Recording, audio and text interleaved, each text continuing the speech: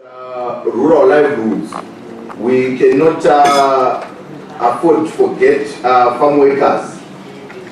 According to Chambati 2011, by 1999, the farm workers constituted about 26% of the national labor force, which means that they are a critical component in the agriculture sector.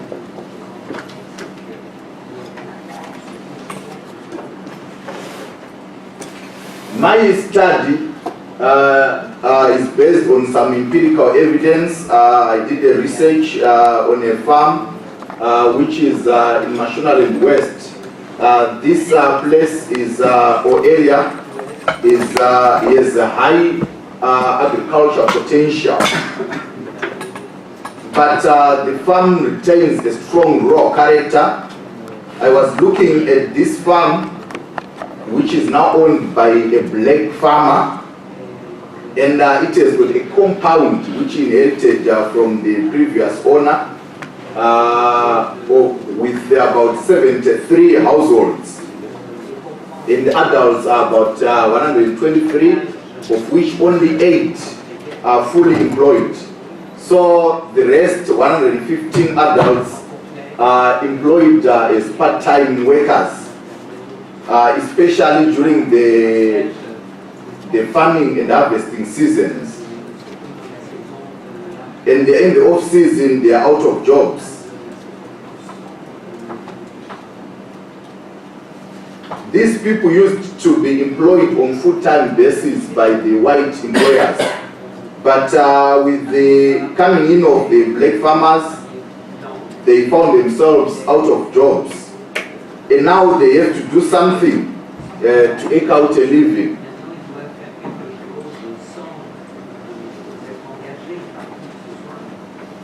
The new black farmer is downsized the tobacco farming. The main farming activity there is tobacco farming, and the white farmer used to plant about 100 hectares, of which the new black farmer only manages 40 hectares, which means that the need for labor has been significantly reduced. So all these farm workers are now supposed to look elsewhere, like I said, for their livelihoods. What did I find in this on this study?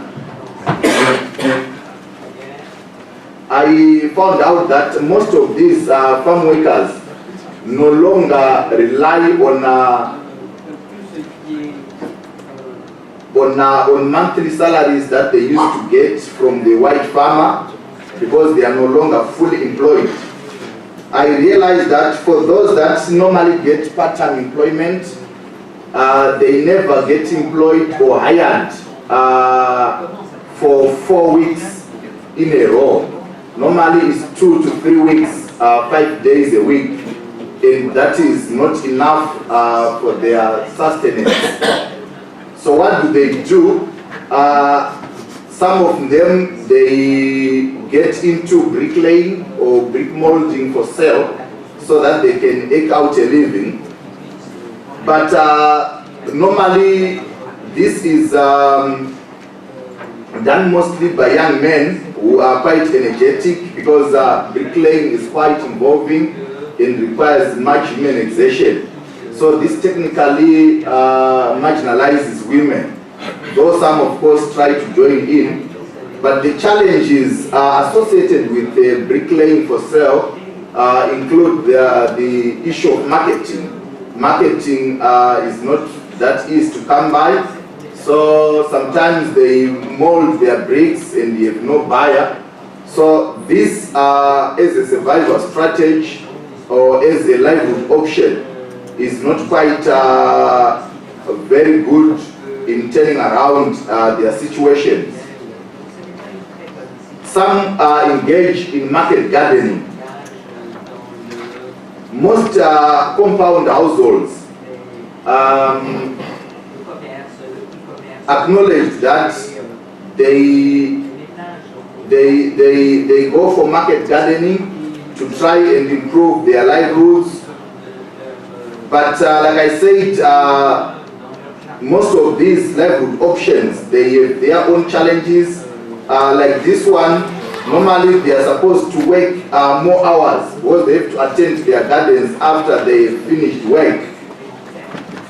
Also, you realize that they do streaming cultivation, these gardens, and this results in the siltation of the dam. There is one dam on the farm, and because of this pronounced market gardening where they plow on the stream bank, there is siltation, and for the first time in years, in last year in 2016, the dam dried up because of this, partly because of siltation. And also, you realize that the market challenges also come to the fore when we look at market gardening. The farm residents noted that almost every household is involved in market gardening. So they were saying, so who buys if all of them are into market gardening? So the market becomes a problem. They also noted that they get involved in some piece jobs where they go to the neighboring plots and farms to try and look for employment, part-time employment, where they get involved in different types of work. Some they build tobacco barns, they build things such as the fowl runs and the protected wells. Some are hired to work on the fields, planting and harvesting.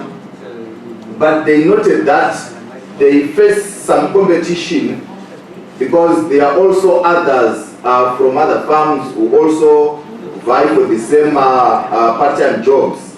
And on their farm, when they get employed on part-time, they noted that the farm manager tends to exercise favoritism, picks on whomever he wants, and the rest of these guys don't get a chance. The other activity is fishery. They noted that they are very much involved in fishery, but also this tends to be a preserve of young men who engage in that. The challenges that these guys face have a lot to do with their fishing strategies. They use nets which decimates the fish in the dam. They also, because the local dam is not enough, they need to go to other dams in the neighboring farms where they are treated as poachers. Some of these guys, they narrated their ordeal that when they visited this other farm, they were caught and beaten up, and they had to lose their day's catch and their fishing nets, so they had to start all over again. So these are some of the challenges. Also the challenge to do with marketing and preservation of the fish. They can't preserve this fish well, and also selling the fish is a bit problematic. So they were saying when everyone is not employed, who can buy your fish?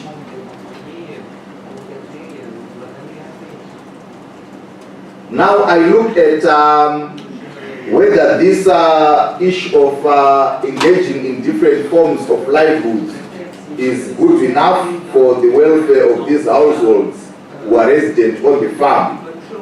You realize that these guys exercise some urgency when they realize that they are out of employment. They do not have sustainable ways of earning a living. They tend to engage on anything that is within their disposal. I've highlighted some of these different strategies that they tend to go for in order to eke out a living, to try and climb out of poverty. This is the urgency that they portray, but it doesn't mean that when they show urgency, they are able to significantly alter their circumstances, because they are always constraining structures. The government is not coming forth in trying to protect these farm workers, is not coming forth in trying to improve their living conditions on the farm. You also realize that they lack a lot in terms of financial capacity, and as a result, they can't go for life transforming economic livelihoods, different livelihoods.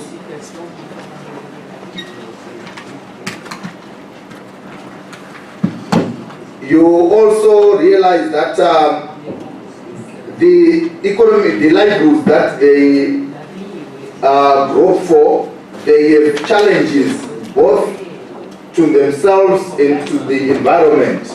I've highlighted how this challenge, how these livelihoods, some of them, they actually destroy the natural resource base. I've highlighted the issue of market gardening. There are also others, like I didn't highlight them here, like the trapping of mice. It tends to be a lucrative business. They go out and trap mice and sell them, but they can set the whole world on fire as they look for the mice, and that is a big harm that they pose to the environment. So I will rush to the conclusion. The study has noted that the first reclaim reform program has done more harm than good to the resident farm workers, has altered their livelihoods negatively. But these farm workers are not passive. They try to make a difference. They try to improve their livelihoods, to grow for anything that is potential to change their livelihoods, but still they have to grapple with a plethora of challenges on every day. Thank you.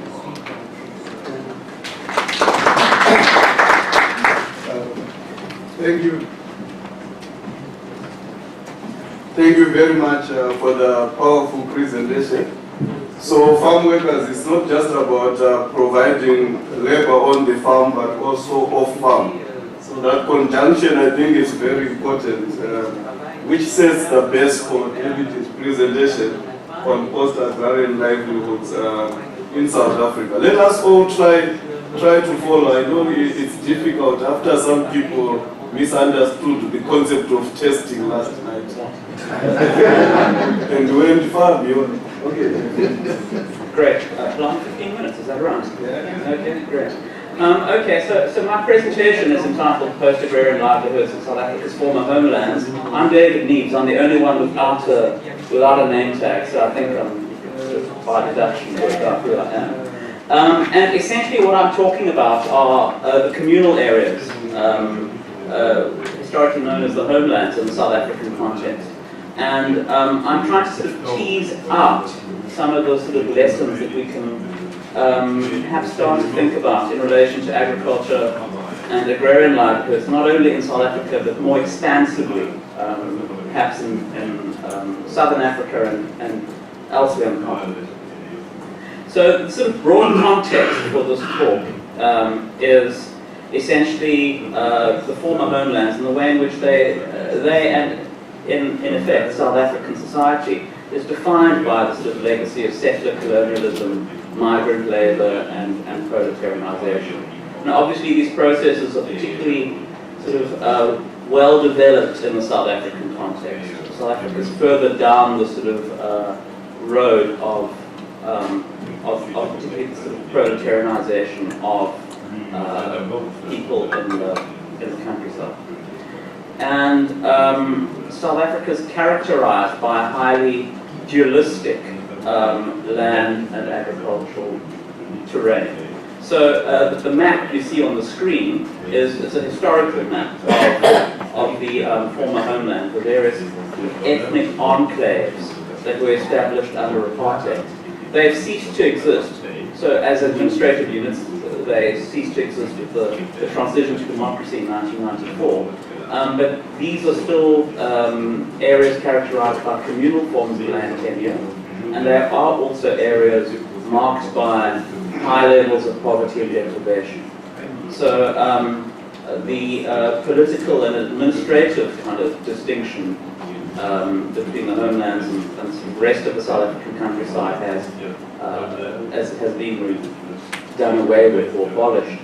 But the sort of legacy of underdevelopment and poverty is still there. And I think that's important to stress, and it's a kind of core part of my presentation. So this is a sort of historical context of rural poverty and inequality and dualism in the South African countryside, in the rural areas.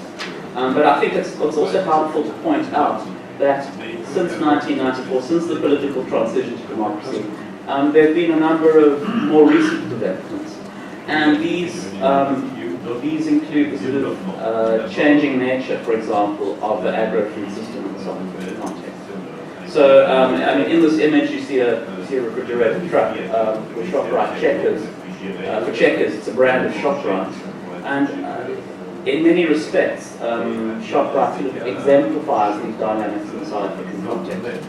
So ShopRite Holdings, I'm sure many of you would be familiar with its branded stores. It has a footprint in 16 African countries, probably in the country that you come from. It's a $10 billion US, that's billion, not million, dollar company, and it employs almost 140,000 people in Africa. And this is the kind of reality of the food system in South Africa, and it's increasingly the reality of agriculture and food to some extent elsewhere on the continent. So this is, in some ways, what the future looks like.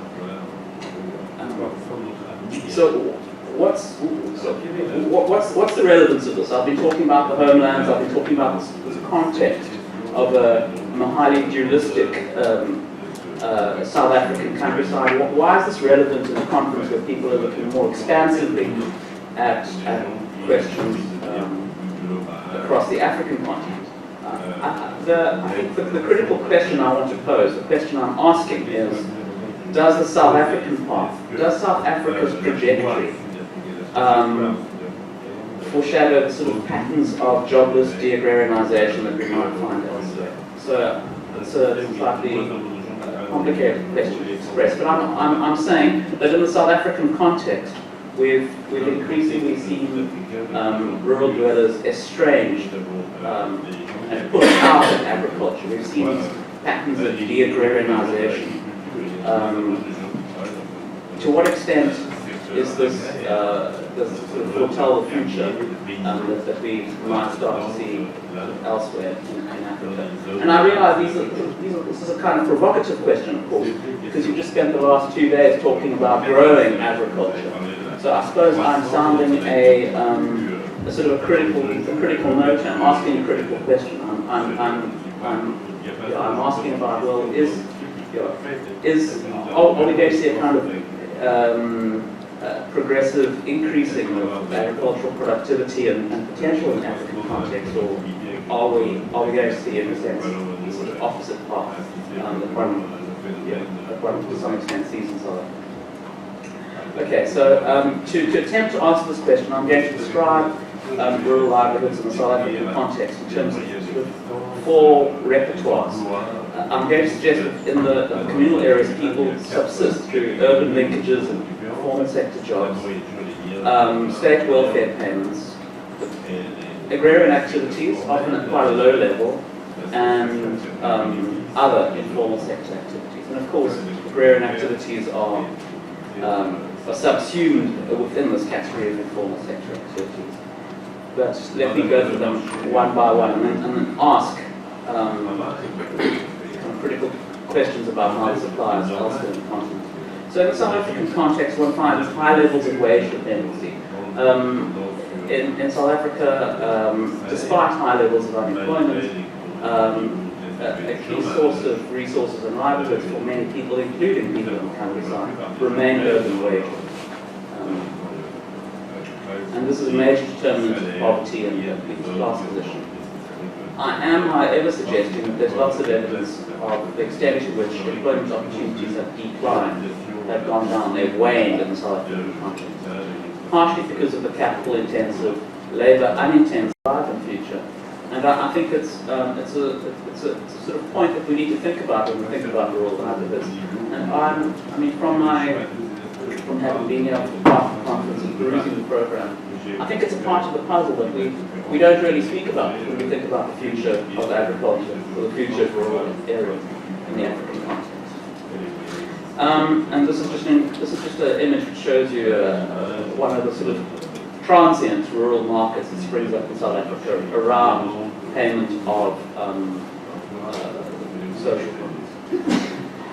Agrarian and land-based activities.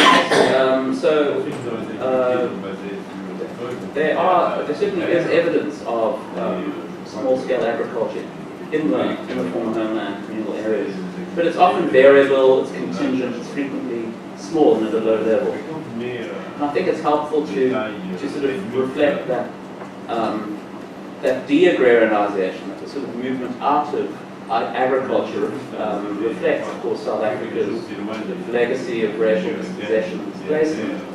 But I think it's interesting to point out that all the available metrics indicate that it's deepened, it's increased in the last 20 years, 25 years. And that's partly a product of many of the decisions that have been made around agricultural policy, around like the entire structure of this. And then the sort of informal sector, this is the sort of fourth and final piece of the puzzle in terms of impoverished livelihoods. I think it's helpful to reflect here on what I call the South African paradox. And the South African paradox is the fact that despite high levels of poverty and unemployment and food insecurity, the informal sector in South Africa is extremely small. It's often quite beleaguered. It struggles. So informal sector employment may well constitute the majority of employment in the country that you come from, but in the South African context, it's less than 20%. And why? How do we understand this? Partially because it was historically prescribed, it was sort of banned by colonial and apartheid legislation, but the commentators have pointed out a range of other constraints, credit, skills, infrastructure, etc. But the important point, and I think the point that's relevant to the sort of discussions here, is the fact that the informal sector is also crowded out by the powerful core South African economy. And perhaps sort of this is a kind of critical question posed of other country contexts.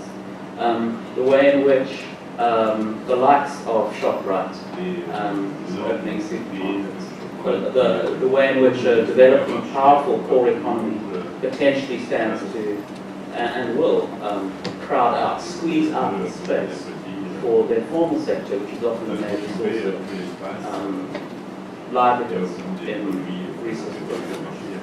So I'm very conscious of the fact that I'm running out of time. So post-agrarian countrysides, that's the three points I want to make here.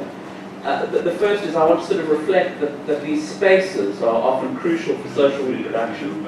So in the South African context, they're part of the migrant system. They often are important spaces for recuperation, retreat, retirement from the urban economy. But I think there's lots of evidence from South Africa, and in fact there's evidence elsewhere, that there are declining opportunities in these spaces, including for agriculture. So many of the presentations, much of the preceding 2 days, have been talking about growing agriculture, agricultural productivity, commercialization, etc. I think we also need to grapple with the converse, with the spectre of de-agrarianization, the kinds of challenges and pullback from agriculture that's increasingly becoming reality. And the sort of very final point I want to make is what this says about, and how this speaks to the sort of limits of understanding rural poverty and rural underdevelopment as exclusion. Sort of intuitively we think of rural underdevelopment as a kind of problem of sort of exclusion from opportunity, from economic opportunity. I think the sort of lesson one draw from the South African context is poverty can reflect not exclusion but incorporation into the kind of larger structure of the economy, but on very sort of adverse and unfavorable terms. So that's, in that respect, South Africa isn't an example, but more of a warning, I think, to other countries. Thank you very much. Thank you very much. Thank you very much, David. What a powerful presentation. Is South Africa on a path towards de-agrarianization? And is that capitalist trajectory able to provide decent livelihoods? I don't know whether Ganiso will agree with that. He has been doing a lot of work in the communal areas of South Africa on the impact of large-scale agricultural investments. Let us hear from quite really large. Good morning, everyone. My presentation is about large-scale agricultural investments that have been going on in the communal areas of South Africa. As you might have heard from the previous speaker, that there's a lot of de-agrarianization that is going on in the communal areas. Some actors have used the opportunity to access land for large-scale agricultural investments. So my study was about investigating the impact of these large-scale agricultural investments on the livelihoods and the land rights of these people.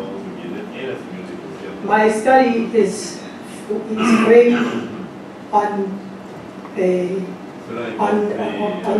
concept of large-scale land-based livelihoods, which we all know that intensified after the food, fuel, and financial crisis.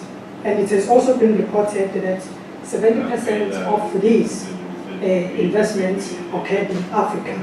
And they have been driven by different actors, and they have been said to have differentiated impact, which included displacement from land, political conflicts, and change in agro-food systems.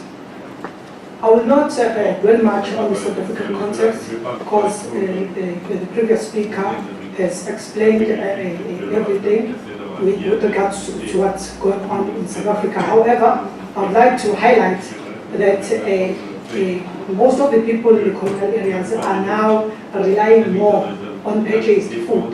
And this purchased food, about 95% of it is produced by large-scale commercial farming enterprises. And also, it is apparent that young people are less involved in agriculture compared to the adults. Therefore, my objective was to understand the character of the large-scale agricultural investment. That is, who are these investors? How do they access land? What benefits do they promise to these communities? It was also to understand how these investments are actually impacting on the land rights and the livelihoods of the smallholder farmers in the communal areas. The methodology that I used included both extensive and intensive research method. In the interest of time, I'm not going to dwell much. The first study site is Lambas Maize Project, which is based in Eastern Cape Province in a village called Lambas. Lambas is under traditional leadership, but currently there's a contestation between two chiefs. And in 2014, Anglo-American, through its investment arm, which is Melefund, approached the chief to release land for a large-scale maize project. And then the chief then called a community meeting, and then it was agreed that those who are interested on the project, they can register their land with the project that was being introduced. Before the project came, people were engaging in agriculture. They were producing crops, but they were producing crops on their household gardens, which are found within, which are attached to residential land, but they were not using the distant fields which are meant for crop production. So some of the people released their land for the project, and then it was agreed that the farmers will engage in strategic partnership, and then they will also benefit from dividends such as cash, and they were also promised that they were going to get 15 bags of maize, and also they were promised that they would get a land use fee, jobs, and also the benefits from skills transfer.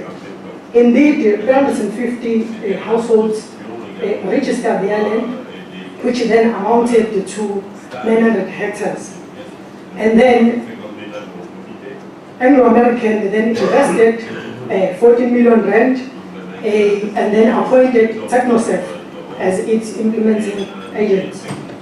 The profit sharing arrangement was such that after every production cycle, 6% of the amount that was invested by the Anglo-American would be paid back, and then after the payment of the implementation fee to TechnoServe and all other operational costs, then the remainder of the funds would then be divided amongst beneficiaries.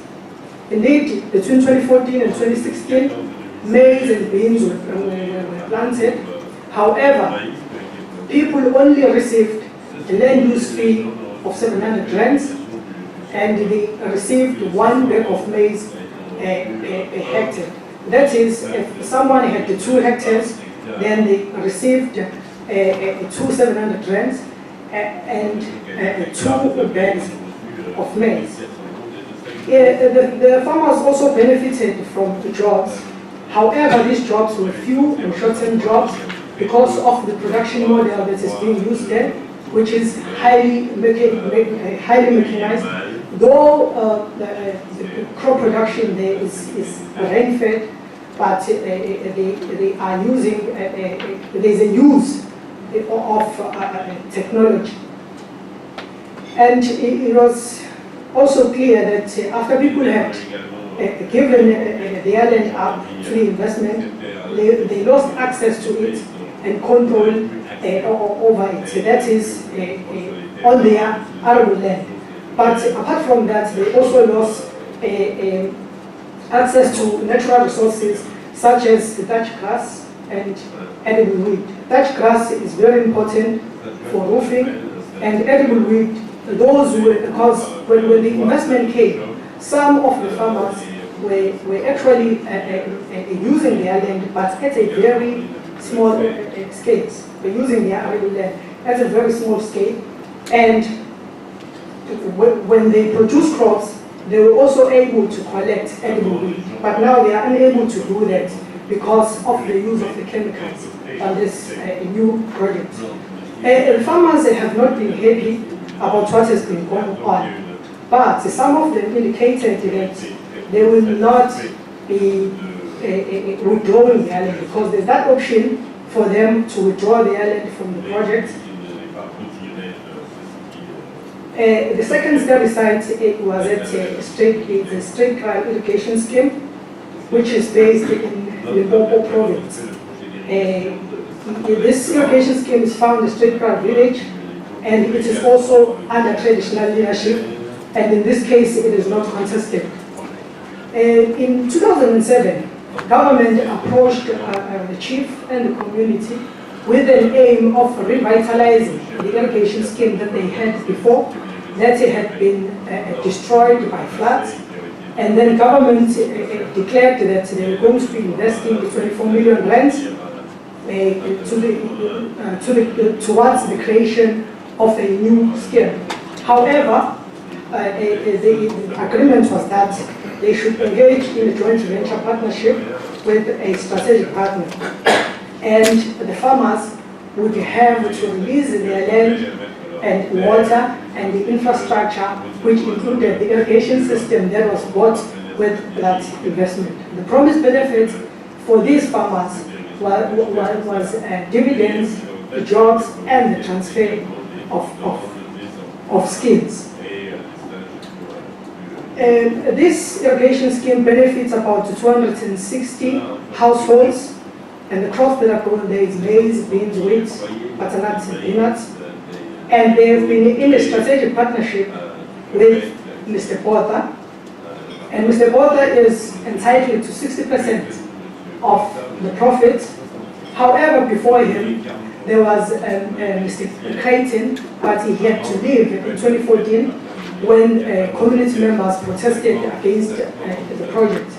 And the source of the protest was the distribution of dividends.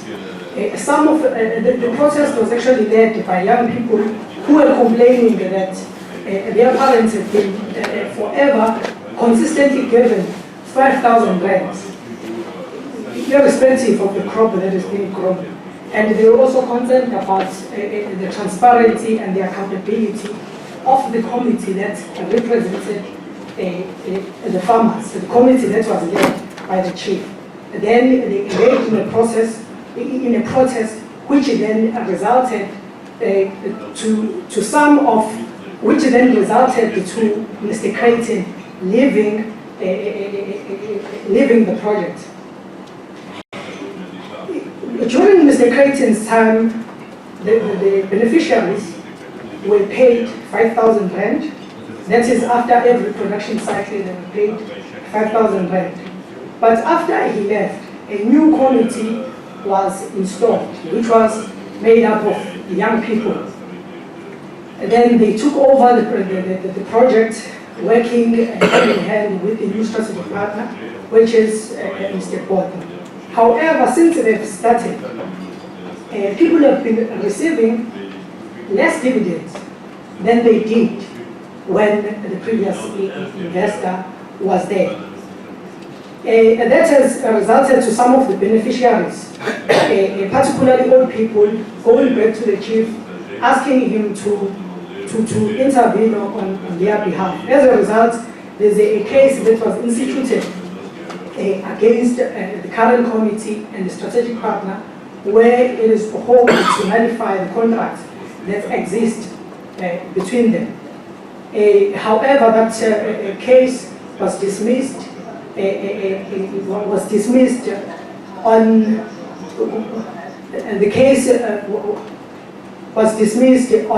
On technical grounds, not necessarily on substantive grounds. And just like at Lambasi, people have been benefiting with jobs, but the problem is these jobs have been very few, and they've been short-term jobs. And also the transfer of skills has not happened because the production model there is highly mechanized, which then exclude some of the people. And also people have lost access and control over their arable land. Because now when this new scheme was created, the fields were combined into one communal field. So unlike at Lambasi, people at Stradcal do not have the liberty to withdraw their land. So as a result, they've lost access and control over their arable land. And then from these case studies, I can conclude that large-scale agricultural investments are taking place in the communal areas, because that was one of our contents when we started this project. We started with a scoping exercise where we tried to identify whether these investments are there or not. So now it is confirmed that they are there, they are going on, and they are being driven by different actors.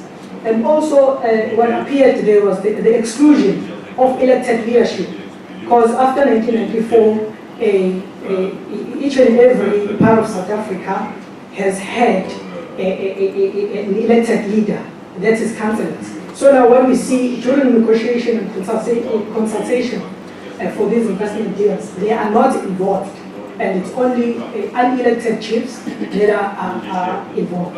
And also, there's been lack of transparency and accountability on the side of farmer representatives, and they've tended to centralize decision making. For instance, I mentioned that at Lambasi, people were given 700 rands for per hectare. We're given 700 rands per hectare. The people there did not form part of. It did not form part of that. They had not discussed that with the farmer representative. And so the farmer representative we decided that no, now we're going to pay them this 700 per hectare, and now we are no longer going to give them 40 kilograms of maize per hectare, but we are going to give them 1 bag per hectare.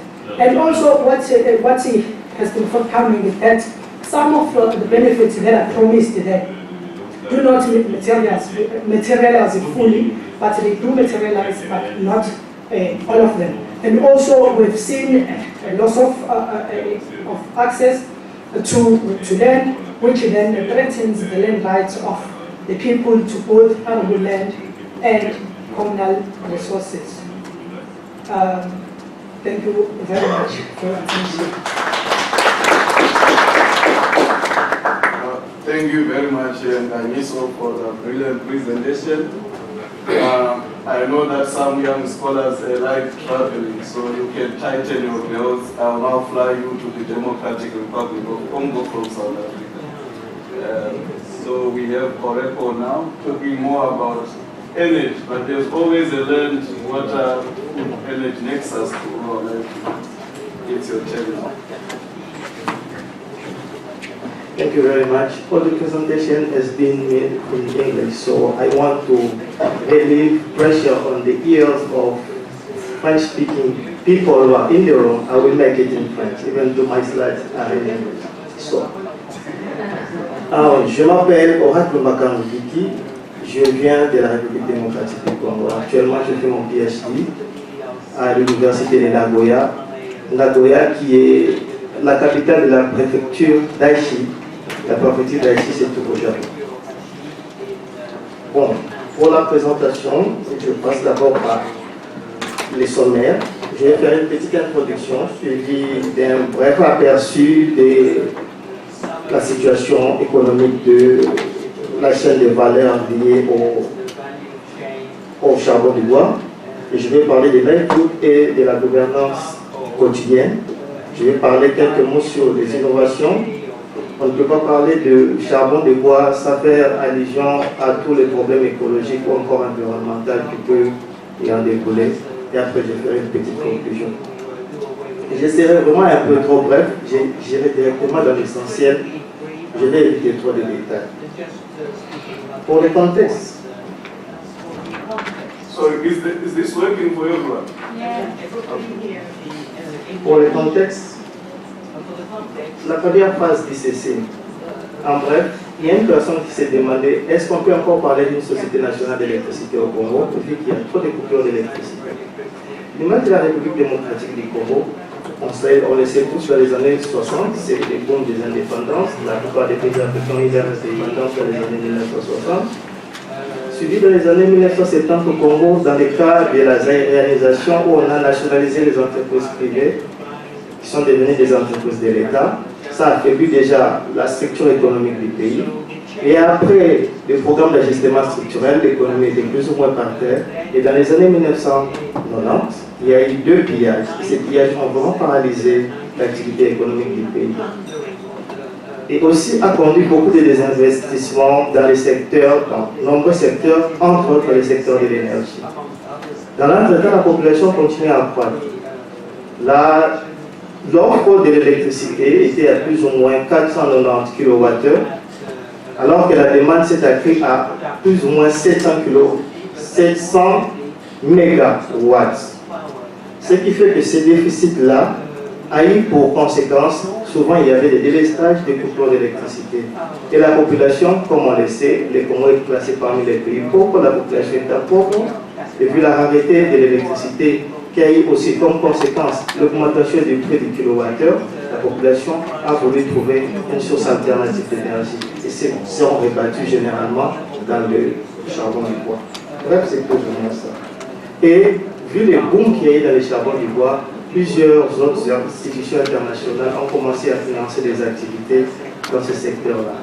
Et dans le secteur en question, comme la plupart des pauvres, ils sont impliqués et souvent les forêts où les arbres, on le trouve généralement dans les milieux ruraux, ça a permis à plusieurs personnes d'avoir d'emploi, donc ça a créé des emplois et ça a constitué vraiment une source de richesse pour la plupart des villages.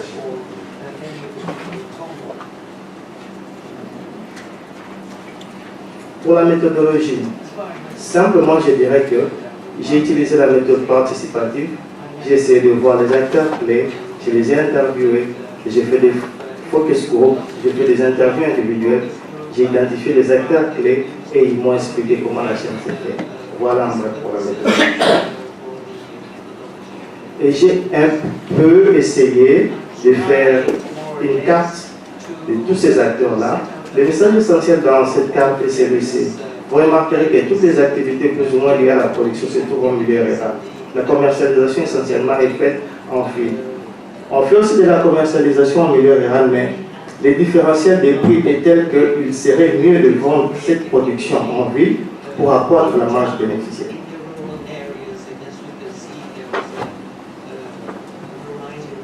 En termes de volets, dans l'année 2011, parce que ce sont les statistiques les plus récentes, je n'ai pas pu accéder aux statistiques plus récentes actuellement. Les seules statistiques qui sont récentes datent des années 2011. On a plus ou moins vendu par année plus de 38 000 sacs de charbon de bois. Les sacs en moyenne pèsent 60 kg. Donc quand vous faites la multiplication, vous arrivez à peu près à plus de 2 300 000 kg de charbon de bois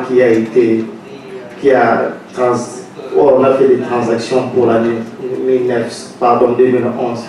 C'est pratiquement les mêmes chiffres. Et même actuellement, ces chiffres s'accroissent parce que il y a 2 ans passés avant que je m'installe au Japon pour mes études, en moyenne, au cours de l'électricité, c'était plus ou moins 2 à 3 heures par jour. Mais actuellement, c'est 19 heures par jour. Donc, estimez que ces chiffres, ces statistiques doivent sensiblement accroître vu aussi celui-là. Bon.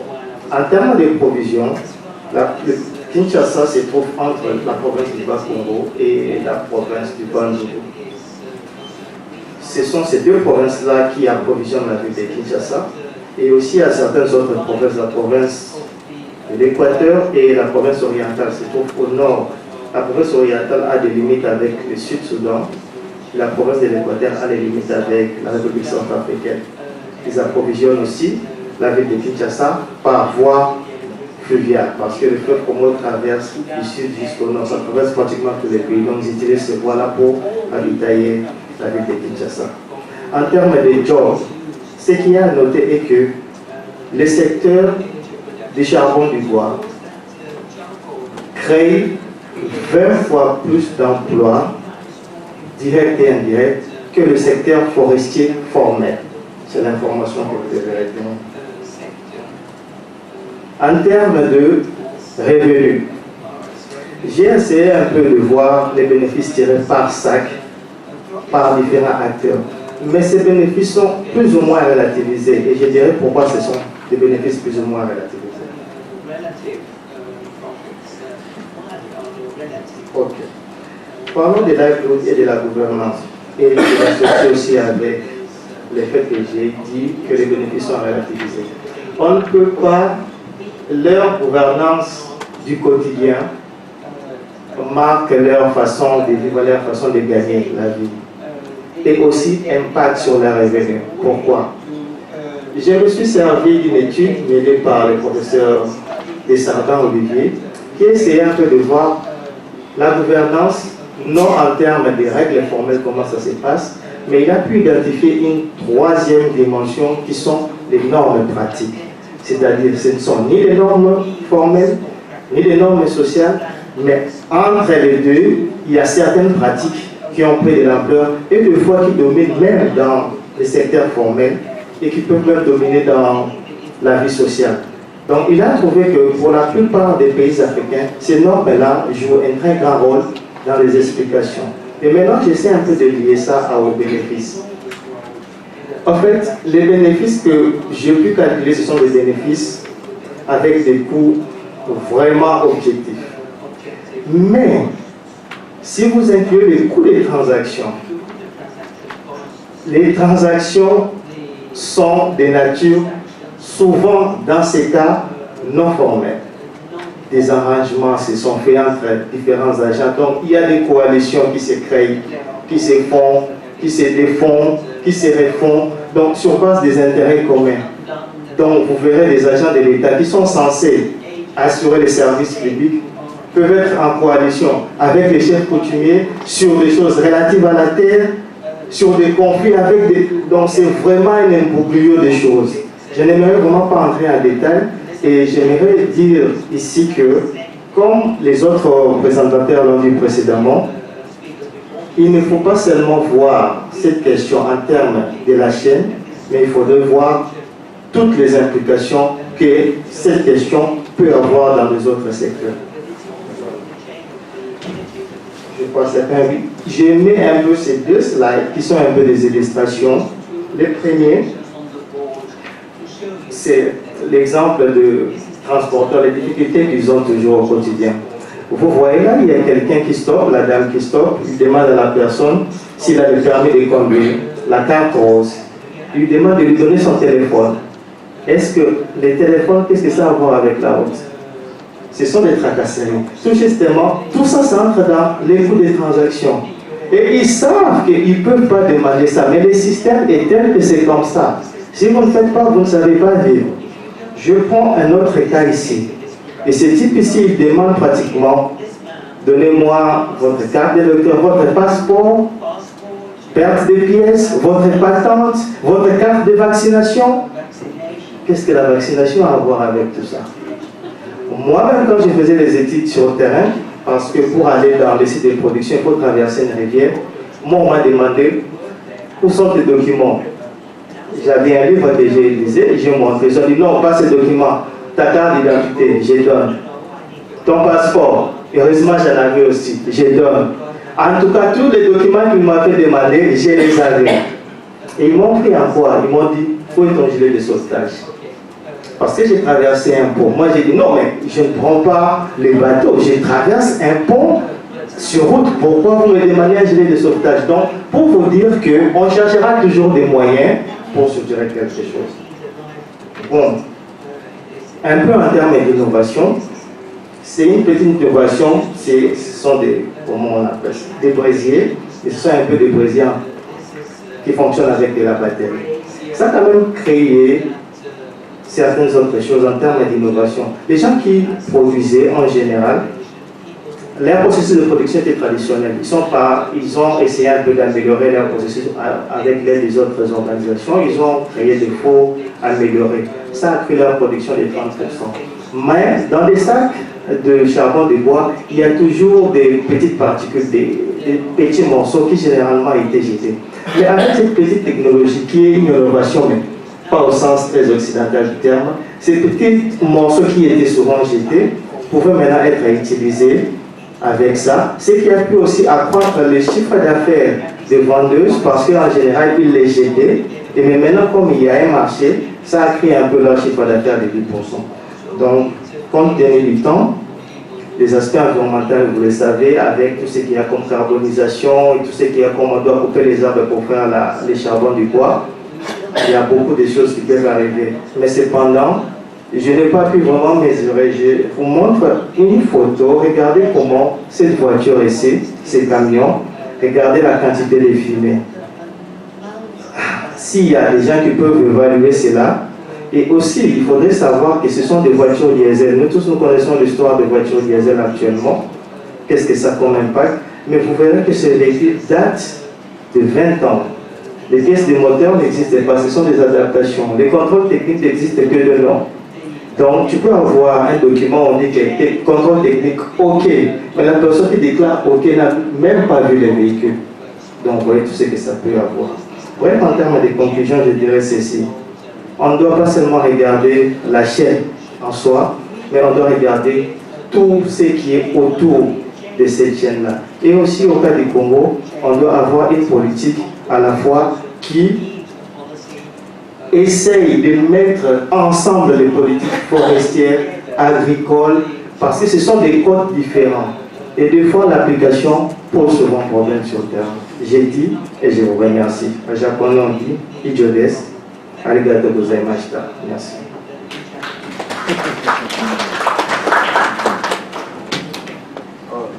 Thank you very much. Quite a substantive presentation. A lot of work went into that. I think we need to come back to South Africa. And we have Gilo, whilst he's just preparing, can you just turn to the person next to you and say something nice so that we all keep awake? I'll give you 30 seconds. Don't discuss the difference between testing and drinking. Well, at least I know now you are serious. So how are you doing? Nice to meet you. How are you? Hi, how are you doing today? You look great. Thank you. Hey,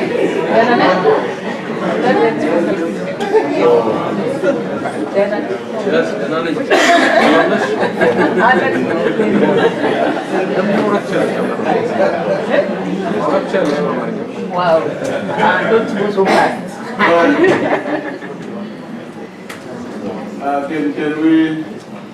Can we come back to South Africa now? Gilo? Okay, my name is Gilo Momolekane. I work for the Workers' College in Durban. And I'm presenting this research. It's not my PhD research. My PhD research look at the coping strategies of coffee farmers in Cameroon in a liberalized economy. But I was interested in this piece of research because we started a project in the Kalahari called the Kalahari Research Group. And when we speak about Kalahari, we see the San people. There are a lot of discourse around the San people, the primitive people, the first people, the people that the Southern African land belong to them. And all that narrative aroused in me the desire to research, to seize that opportunity and go to the Kalahari and research also and understand who are those San people that a lot is said about them. And when I arrived there, I was like, I would have to look at their livelihood because my initial research, my PhD research was on livelihood, and the framework of my PhD, it was asset and livelihood approach. So it was interesting for me to look at their livelihood. But I went beyond livelihood. I said, let me look at land reform in the Kalahari because what struck me in the Kalahari was that these are the San people, the first people on earth, as said in many forums. And these people live in the most extreme conditions on earth, dry. And the question was, can we speak about land reform in the Kalahari? That was one of the questions. But I was like, is the discourse on land reform, access to land, is it not saturated? But my question was, let me go beyond land. Let me go beyond land restitution because they were the first to win the land restitution case in South Africa and their land was given back to them in 1997. And since there were issues in the community, I said, let me look at what happened after land has been given back to the people. And that's where my argument will lie, because I'm trying to see what happened after land restitution. What if somebody yesterday used the case of a Ferrari car? Yes, it was an analogy that was interesting to understand some of the dichotomies, some of the contradiction when land is given to people. And what I just gave the broad background, and a lot has been said about the literature on lands and the importance of land. How it is spiritual, it carries spiritual, material, and symbolic value amongst many others. So I want too much dwell on explaining again that literature on land, but I will push further and explain the context of the study. I mentioned the Kalahari, and the Kalahari, as we see in the map, is not the whole Kalahari, because the whole Kalahari includes 3 countries. That is Namibia, Botswana, and South Africa. The group that I studied are called the Komani San. It's written with an asterisk because it's a click in the they call it the Nu, their language, the language that they speak in that community, that the traditional, the former land. That is the former language that's now lost because those the San people were incorporated into colored communities because they looked like colored people. Therefore, they were incorporated into that group of people, and over the years, they lost their identity. As you will see, they are located just in the area called the Kalahari Transfrontier Park in South Africa, in the Northern Cape. So it was just at the boundaries of those three countries because the San people always cross boundaries in the traditional or in the olden days between that area of the continent. Well, this is one of the essentialized features of the Kalahari people, because we are familiar with defining them as hunters and gatherers, defining a people by a mode of production.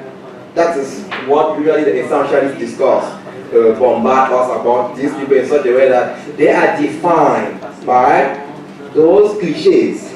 And those cliches sometimes hide the reality of who those people are in the real life. What are the challenges? What are their livelihood strategies? What are the coping strategies? And what comes also to mind when we speak about the San people are movies. The God Might Be Crazy, for instance. Those are movies that tell a story of a group of people that seem to live the primitive mode of lives. So, and this, I usually get returned after my research. I start being very critical about this type of portraying people through a single stories. So yes, I frame the question within the context of the land question. Because, and their history can only be, I know that yesterday and the day before, it was about the land questions, and many of some of the colleagues spoke about the agrarian question. And their history also can only be best understood within the context of the agrarian question. And some of the power politics that drove them out of their context, and they were assimilated with, as I mentioned earlier, the colored people. Because they were colored like people, they were assimilated with them, and even within the colored community, they were segregated, or they were also further, I would say, marginalized. They were called Bushmen, Bush people, a name that they've adopted, and live with it. And when we were there, they were very proud, and my interpreter in the community was saying, I am a proud Bushman. So they've adopted it because that's what discourses do. The nature of discourses is that when the subaltern, if I can use, because one of the framework I'm using, when the subaltern adopts, they make it, they assume it because it sits into high psychology, I become the discourse, I become the underdeveloped, I become the disempowered. We use the concept of empowerment yesterday, because I become what? I would say, so if the person is in a powerful position, give me as a defining characteristics of who I am. So they become Bushmen, and the other language not known about them is Bushmen. I'm sure the same can be said in Australia about Aboriginal people, because the name somebody else defines them and they end up adopting that particular characteristics. So, and that history of agrarian question speak about how they were evicted already in 1991 from those communities, and were and they spread around the South African and other area in Namibia and Botswana. So as a consequence of land dispossession, these indigenous people were obliged to shift from their original mode of production based on self-reliance on their natural environment to labor tendency, dependency, stigmatization, and poverty. On this process of eviction and assimilation with the colored people on the ground of that they shared similar physical features contributed over the years into the erosion of the Communistan identity. What for me is important here is about the erosion of their identity. People who were defined as hunter-gatherers. When you arrive in their communities, there are no animals anymore to be hunted. I'm saying communities because and I'm using it in a very critical way, the Kokomani Sam has spoken about is a constructed community. Since they were spread in South Africa, and with the new dispensation, with the new democratic in 1994, they had an opportunity through the land right. Some of you spoke about land right yesterday, to claim their land back, and that land was given to them. And how did they claim for their land back? They had to use the same cliches, the same discourses that are used about them. We are the first people. That's what most of the literature on them will say. So most are drawn from the same people. And they use that narrative to articulate what they wanted to achieve. We are the first people. The land belongs to us. You are not from here. We were the first people in South Africa. Therefore, that land belongs to us. And it's a group of only 297 people that constituted themselves around the Community Property Association to claim back that land, 297 people. And what for me was important is that once the land was given back to them, now class between groups at the beginning is a unitary group. A group of people sticking together and say, we've been discriminated, we've been dispossessed in the past.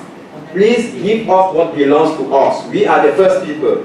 And if that we become problematic when issues of bread and butter start arising. That's what I'm trying to get into. They have the land. Now, how to use them? The problem of identity starts being raised. Who are the San people?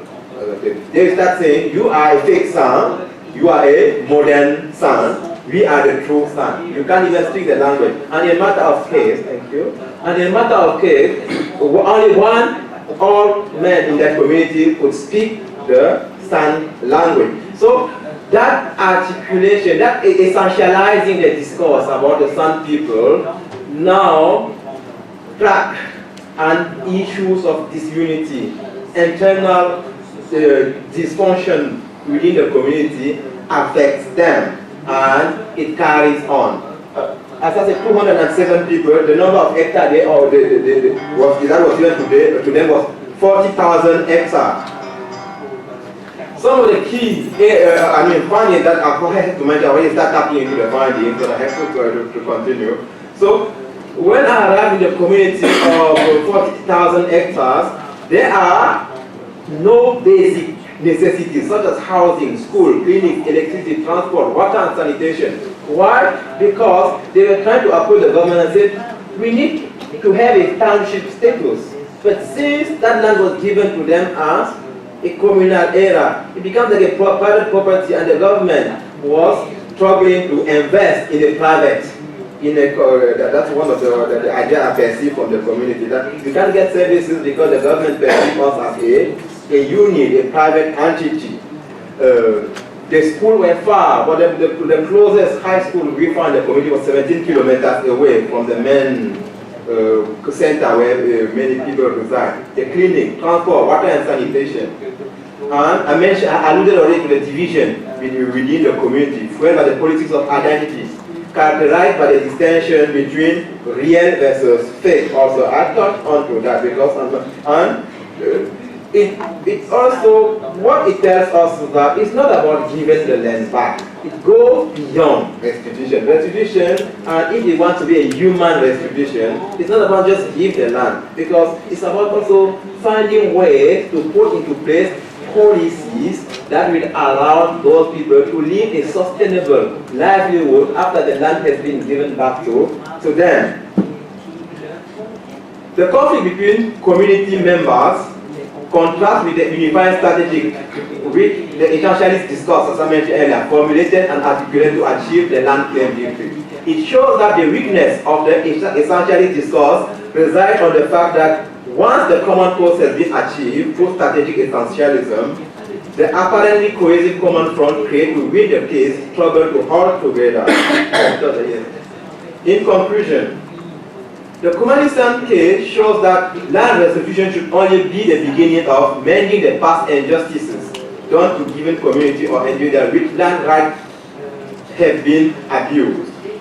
Land reform should extend beyond, what I said earlier, should extend beyond the narrative of giving back land to its original owner and include a process of building people's capacity that will allow them to use their land to enhance their livelihood. If this is not done, land reform may result in the alienation of people while exacerbating challenges it was meant to address. I think, yes, that's how I'll frame my conclusion. It's an ongoing project, we still need to do a lot of work to understand some of the challenges community are facing post-land restitution. Thank you so much.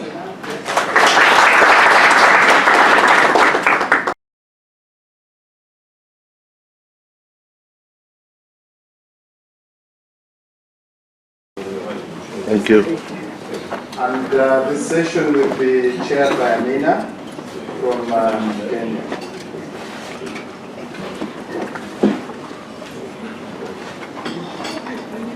Still morning, so good morning. I rarely use any quotes from politicians just because sometimes I believe they didn't type it really well. But since we're talking about climate change, I think it would be unfair for me not to quote the President-elect of the United States. And one of his interesting... Nice. Now President, sorry, I got used to the elect part. I was hoping it was But yeah, the now President. And he said about climate change that it really is cold outside. They are calling it a major freeze, week ahead of normal. Man, you could use a big fat dose of global warming. So I think he didn't understand what global warming meant, according to that, and the effect on climate change. So he just thought it was cold and saying everywhere is burning, so how come we're freezing in America? Maybe there's more to it, but again, let's never psychoanalyze politicians' statements. So just that was with a lighter note. I'd like to introduce Zifa. Zifa is from the University of Ghana. She's going to present her paper on the future in state of flux, interrogating intra-generational farm succession planning in Ghana. So she'll be giving you that presentation. She has 15 minutes. Zifa, welcome.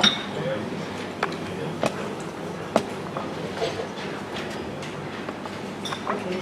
Thank you very much. This project is not my PhD. It's a project that we worked on for 10 years. Land and Agriculture Commercialization in Africa project.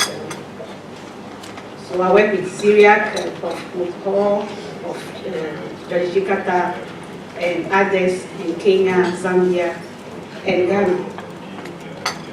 So outline, the presentation will be very short. So, by way of introduction, I'm wondering, why is farm succession necessary? Succession planning. We'll be talking about succession in various forms. Farming as an economic activity is also a life, it's a culture. Isn't it necessary to have a succession plan for farming? So various authors have taken different views on the matter. Some argue that for the sake of sustainability of the farms, or the farm business, there's a need to have a plan. Who else comes after mama or dada attain that age of 60, or the Lord calls that farm, who continues the farm. There's also this argument about continuity.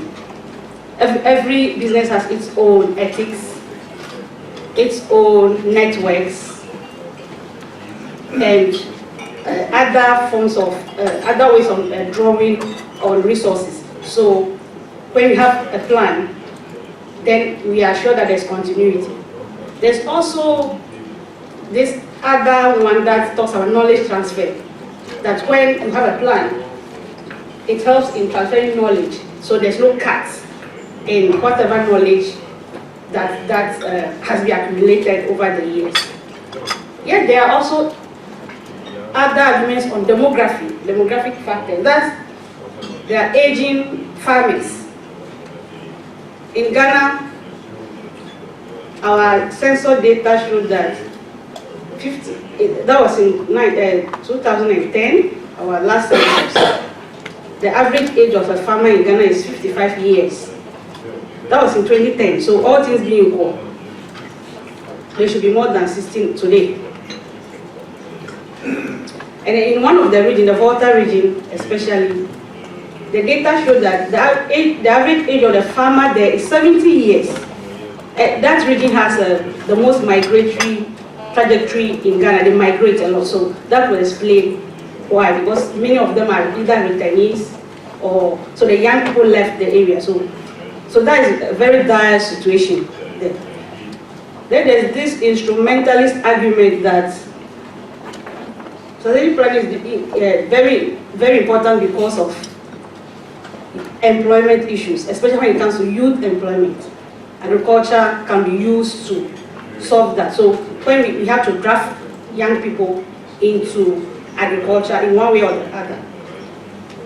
So the study interrogated the dynamics of succession planning in farm households in Ghana and the kind of outcomes they generate. The data were taken from LACA project, 15 life history interviews. Actually, for the 3 years of the project, we went to similar households for the 3 years. So we did quantitative and qualitative, but this is only the qualitative part of the work that I'm using for this presentation. So what has been the general characteristics of how do people characterize you? Because we are talking about planning intergenerationally, the next person should be the younger person who is coming to take over. So I read a lot from Amano's work,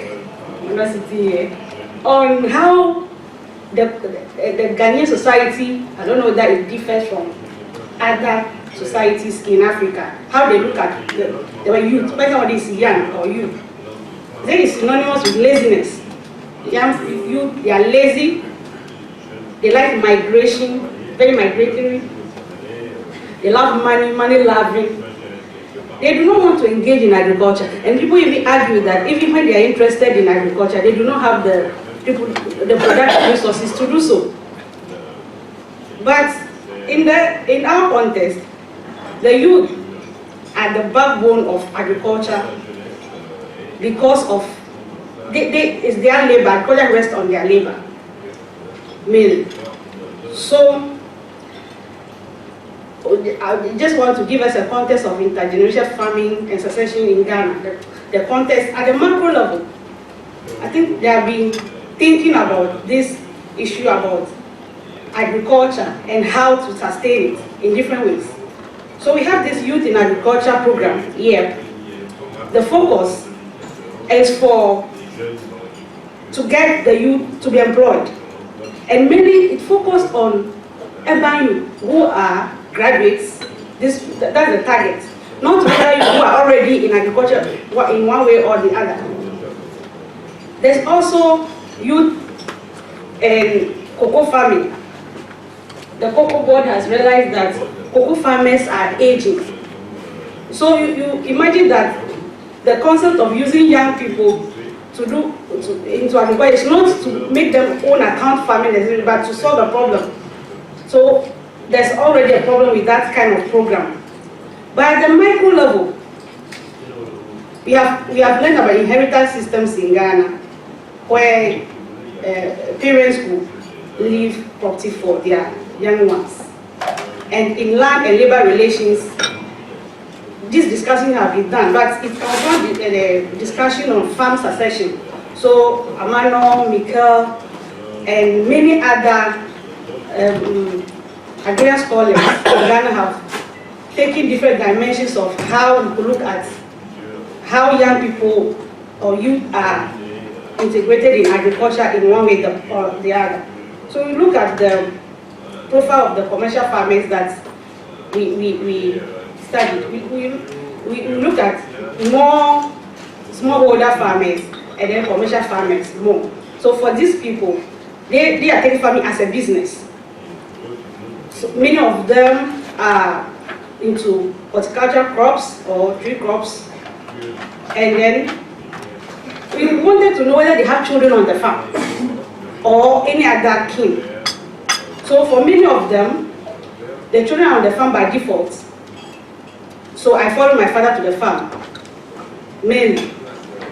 And then the children, the profile of the children, also many of these big commercial farmers have children who have higher education. And they are on the farm either permanently or as part-time.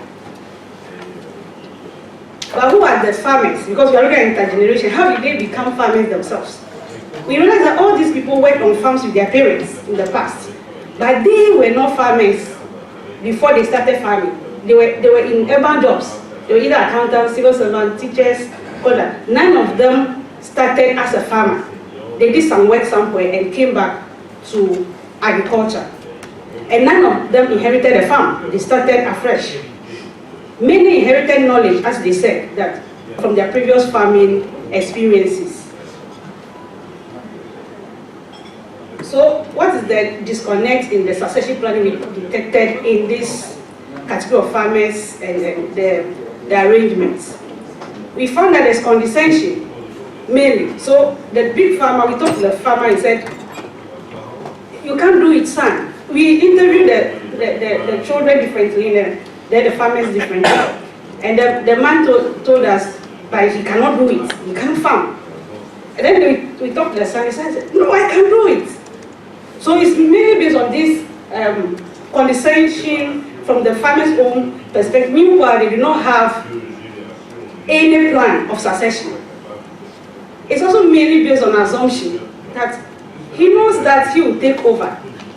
Or the son says, I know that I will take over the farm. So for some of them, the sons are participating in decision making. As well, those in ad-grower schemes, the sons go for the meetings, mainly they handle the accounts. But then there's still no discussion about my position in the farm. So what we found is that fathers and sons have parallel views on direction of the farm business. So we realize the young people, they will be successors, are keeping their cards very close to their chest. So one of them, with a BSc in administration, told us he has been farm manager for 5 years on the father's farm, but not on any regular pay. He said, my father pays my school fee. He accommodated me, so that's enough. He said, I have my plans. And then these are some of the plans. He said, currently my father does not give leave days to the workers. There's no award scheme for them, so I will do that. My father exports through middlemen. So I will want to do direct exports. I will want to supply to restaurants. I want us to do processing on the farm ourselves. But how are you not discussing this with your father? We asked. He said, but he has not told me that I'm succeeding. So I will keep it. So when I become the owner of the farm, finally, I will do that. Yeah. Then the other says, I will not do farming the way my father does it. This is a mango farmer, my farmer's son. I will not bend down like my father. Bend down, he's talking about bending down. He said, you can be a farmer without going to the farm. People, I have to go with my tablet and then communicate with customers. And he has this grandiose idea about farming.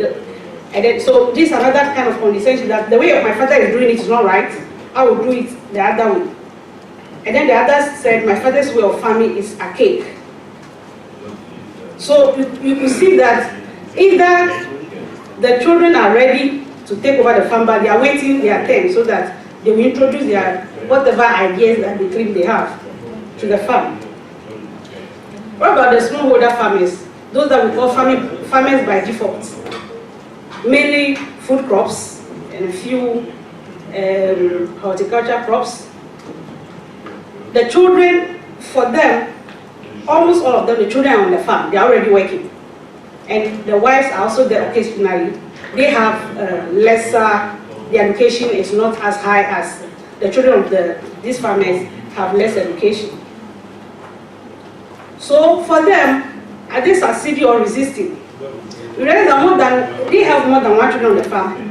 The children must, they think that the parents summarily think that the children must not engage in agriculture.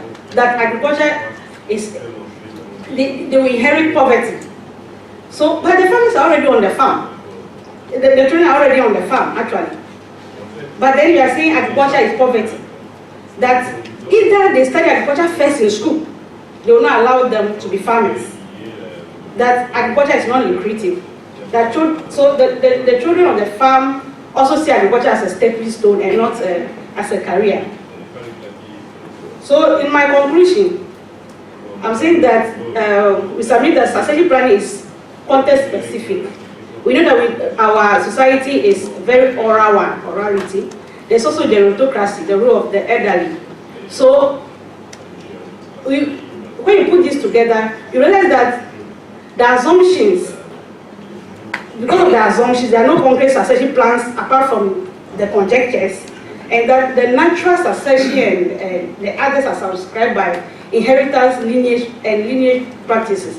Because when you are from matrilineal societies, the father is supposed to bequeath property to the nephew, who might not even be on the farm. But we know that is changing in Ghana. So that could be an explanation for some of the delays in the succession planning. We always that commercial farmers are more positive about children's engagement in farming, but smallholder farmers see farming as future poverty. So in conclusion, we say that Ghana's youth belt, for instance, aging farmers and high youth unemployment should provide a policy or research opportunity for the discussion of farm succession planning at the micro level. Thank you.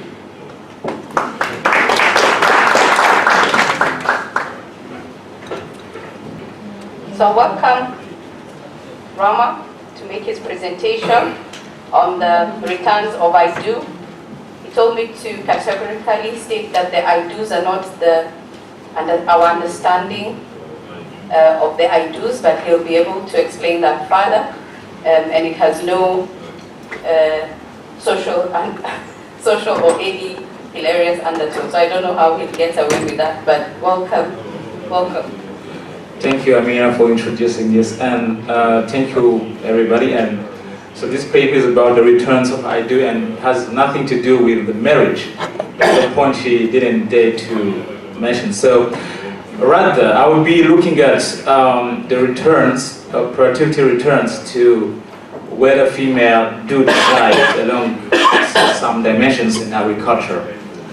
And so this is the outline. And as a way of introduction, in the literature methodology, last takeaway message is that female decision-making rights in agriculture, particularly control over the output, enhance agriculture yields and narrow the gender gap against female owners. And this has strong implications in terms of gender policy in agriculture. So, just to finish, yesterday we were discussing about, there was this debate about whether it's a matter of female access to resources or something else. And following literature that found that most of the gaps are explained by poor female unequal access to resources, so they came with the recommendation that we should have female farmers with access necessary inputs. But my recommendation here is say, okay, you may go that way, but it may not be sufficient, right? You need to make sure that after such access, female will have the control over those resources and particularly over the agricultural output, okay? And how we do make that happen, this is an open debate, so I do elaborate on this in the conclusion and recommendation. So, thank you very much for your attention, and I welcome more your questions.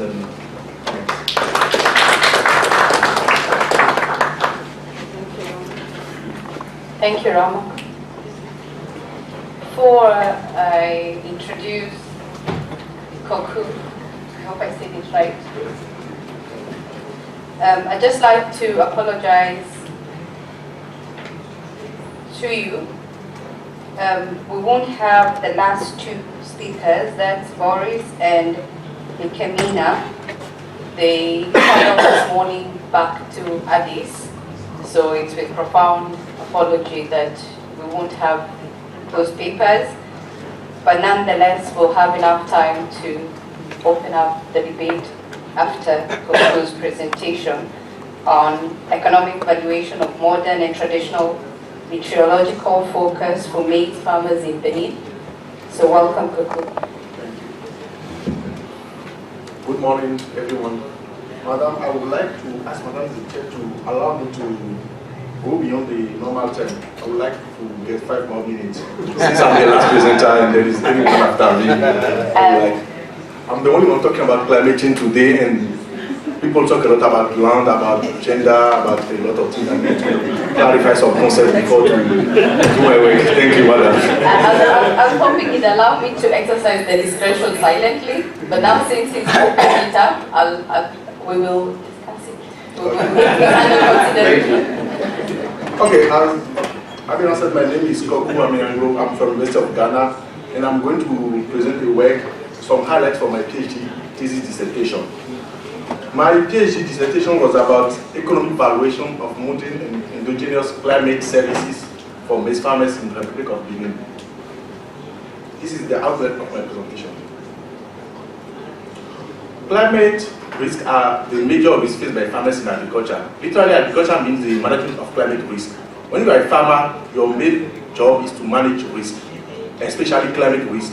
If you are not successful in managing climate risk, you will go out of agriculture. But the issue is that smallholder farmers are having a lot of problems in managing this climate risk because they are not adopting and using technologies as commercial farmers. When you take countries like Benin and most of African countries, farmers are still farming, are still plowing the land with cutlass and hoe and other things. In Benin, for example, less than 5% of farmers use tractor to plow the land. Less than 30% of farmers use fertilizer. When we talk about organic and chemical fertilizer, less than 30%. And also, farmers travel at least 45 minutes to get access to the nearest market. And the last survey conducted in 2015 showed that half of the farmers in Benin don't have access to market. Then it becomes a problem because the productivity is still low, but also the management of climate risk is very low. Then we try to analyze the factors that impede farmers from adopting high-yielding technologies and also risk-coping strategies. From the literature, we found that the adoption rate is controlled by the information gap. Some farmers are not aware of the new technologies. Some are aware, but they think that because of the poor management of the climate risk, the investment, they will not get the return from the investment. It is not useful for them to invest since they are not sure that they will get something at the end of the day because of the climate risk.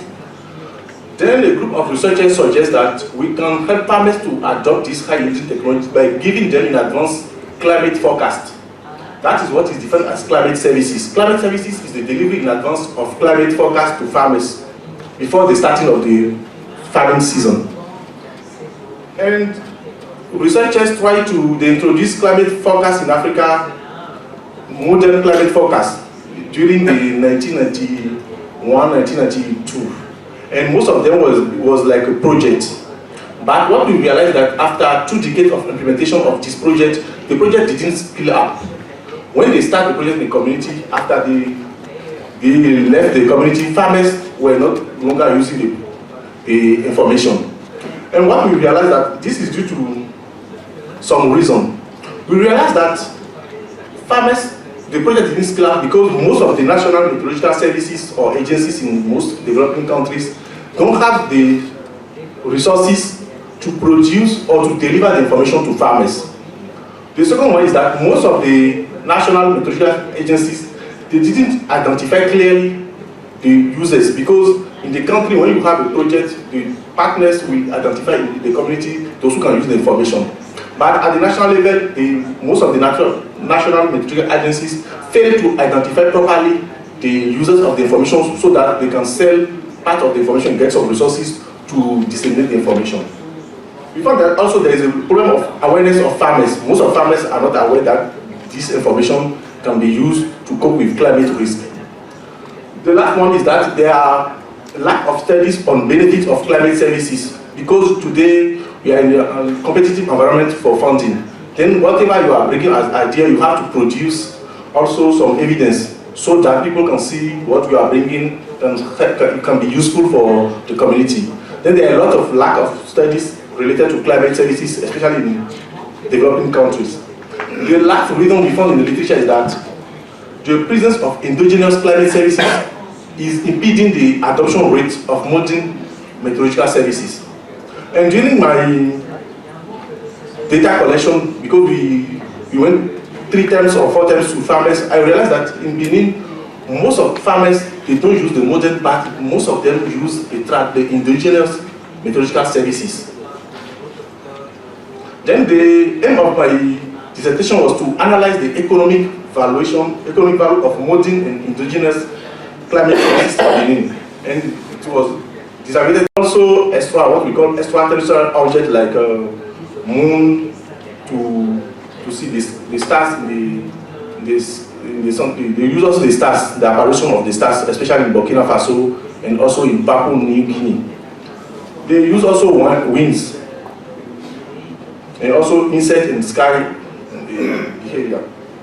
We found that the endogenous knowledge is mainly produced by elders in the communities, mainly produced by the elders. But the information is used by the whole community. And we found that the production system is held by the elders, but the use is across the community, is widely used across the then the use is shared. We try also to explain the factors that we try to see the factors that affect the decision to use or not these climate services, the endogenous climate services. We found that sex is a positive because male farmers were more using the information than female farmers because the information is mainly produced by male elders. We found that land also is a positive factor. Those farmers who were having high land size were more using the information than the others. We found also that experience, also because experience is linked with the age. We found that religion also play a key role in the decision to use or not. We found that education is negatively affect negatively the decision to use. For the response system, we found that farmers use the information to change their planting date. When they have the information before the start of the rainy season, they change the planting date because we focus on maize farmers, and maize is really sensitive during the early stage of maturation. When you miss you don't plant at the right time, you have to go and replant. Then maize is very sensitive during the early stage. Then most of them, when they have the information, they change the planting date. They change also the crop variety when they have access to different crop varieties. They also change the crop acreage. For example, some farmers, when they know that the season is going to be above normal, they plant more maize because maize requires more water. But when it's below normal, they plant more sorghum, more millet that are more resistant to drought. We found that also they increase the use of fertilizer in some areas. For example, some farmers in the north, especially in the north and the center of the country, they have access to fertilizer because they produce cotton, and cotton is subsidized in Benin to have access. Then when they know that the season is good, they use the fertilizer more for maize, because for maize they can sell it directly on the market and get the money, but for the cotton they have to wait 6 months after the end of the season before the money will come. We found that also farmers found that the information is moderately, because we asked them to assess based on some criteria. We have, for example, the understanding of the information, the appropriate time of getting information, the rightness of the information, and we gave them 7 criteria. And they found that they have to rank between 1 and 5. And they give the average score we got is 3.5 over 5. It means that it's moderately useful to them. We try also to not just do the assessment based on the farmers' declaration, but we try to find some scientific ways of evaluating the benefit farmers are getting from the endogenous meteorological services. For that, we use 2 non-market valuation methods. The first one we use is the total expenditure approach. The total expenditure approach is also called in the literature travel cost method. This one is inspired by totally in 19, I don't remember well the year, but what he said is that when you travel to enjoy a good, like for example, let's take the example of a beach. When you are going to a beach, you spend time going there, you pay for taxi and lorry fare, you have also to do some, you buy some items when you are there. The value of the beach for you is not just the entrance fees, because sometimes you pay some money before to go to the beach. It's not just that. The value is all the time you spend over there. The lorry fare, all these costs are the value of the beach. And this is used to value non-market goods, especially lands in recreational parks. Then we think that farmers here, before to get the indigenous knowledge, most of the time they travel to local elders to get the information. And when you go to the local elder, you have to also pay some transportation before to go there. You have to spend some time. And also when you are there on the site, you have also to make some donation to the elder, like wine, chicken, or sometimes in cash. Then we use this method to find what are the value of this information for farmers. The second method we use is the hedonic pricing method, where we try to see, to compute, to take the farmer's yield. And out of the yield, we computed the total value of the production system. Now we try to disaggregate, because a good is a bundle of different characteristics. Then we try to see what is the effect of having the information on the farmer's total production value. Then we get that farmers, using the total expenditure approach, just based on our sample, we sampled 350 farmers. For the 350 farmers, the benefit is something, the total economic value is something around $7,000. This is for them. And for per farmer, it's something around $21.3 for the whole farming season, 2014 farming season. Using the hedonic pricing method, we found that the monetary gain per farmer is $92.9, and it's like 55% of the annual profit of farmers. We also try to find what the type of information farmers are looking for. For example, if they want the modern endogenous and the modern climate services, what type of information they are looking for. And farmers declare that for the modern one, because previously I was talking about the endogenous one, they were already using the endogenous, but most of them who are interviewed are not using the modern. But we ask them, if for example you are having access to, you have the possibility to have access to the modern one, which type of information are you looking for? And most of them declare that they look for information about the rains, onset of rain, amount and distribution of rains. They are more looking for information about the rains. We also ask them if they are looking for information about the droughts and other events, but they are not interested by natural disasters. They are more looking for information about the rains. We also ask them the optimal lead time. The lead time is the minimum time before the starting of the rain season you would like to get the information.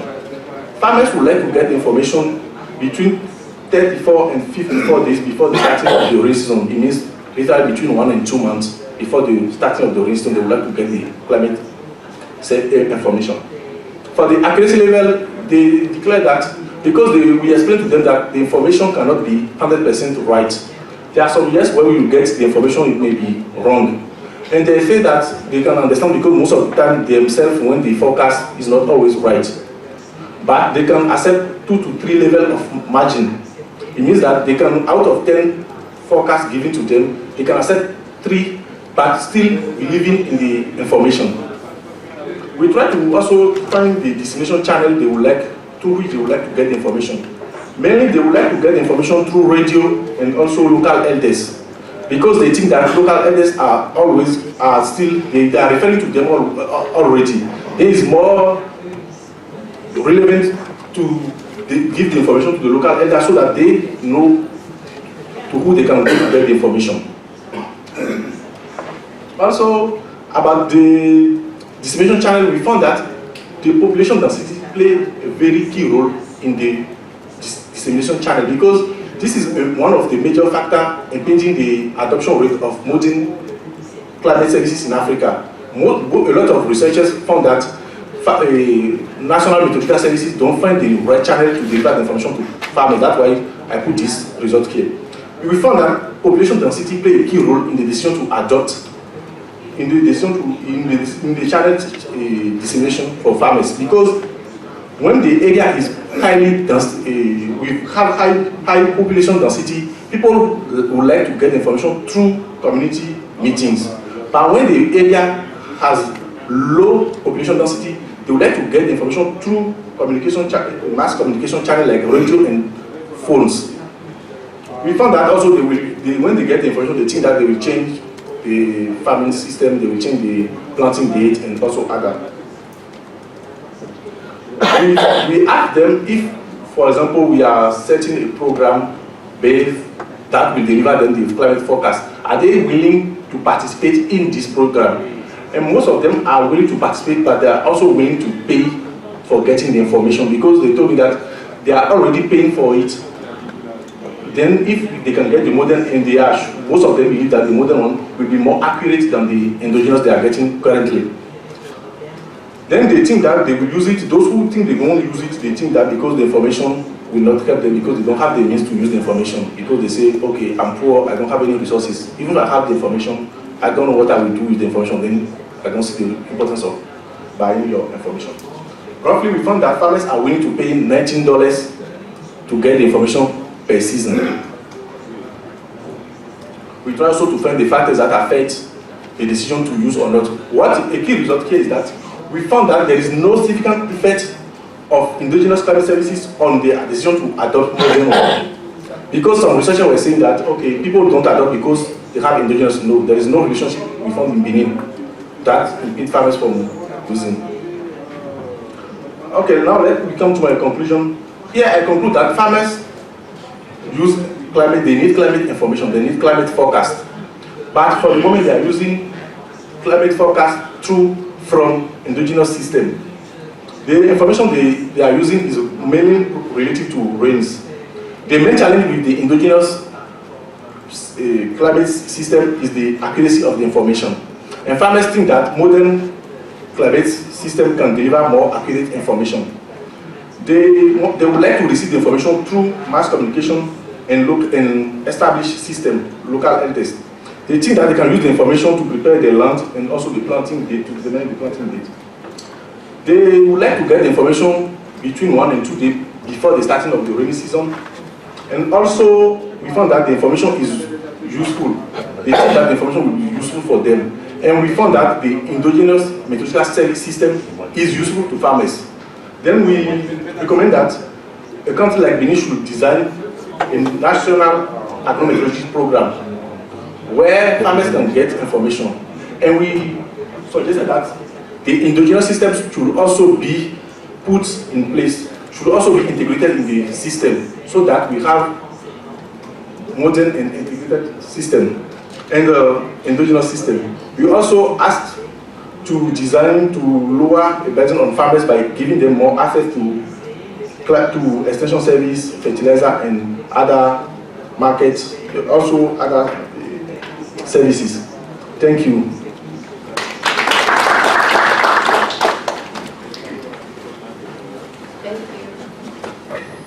Thank you, Goku. You still had about 22 seconds, so thank you for making me. I was holding my breath. I thought I was going to be the least popular chair who would be ejected before the end of the time, but thanks for saving my skin. Again, we won't have the two speakers. Again, I apologize. I'd like to introduce our discussant. Our discussant is Tembile.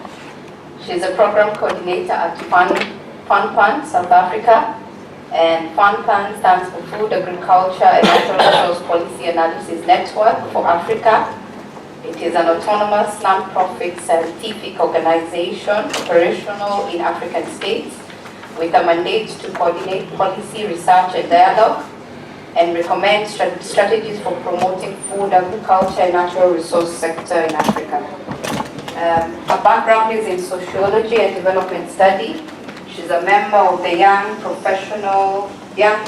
African Professionals in Agriculture and Rural Development Steering Committee, and she works around the area of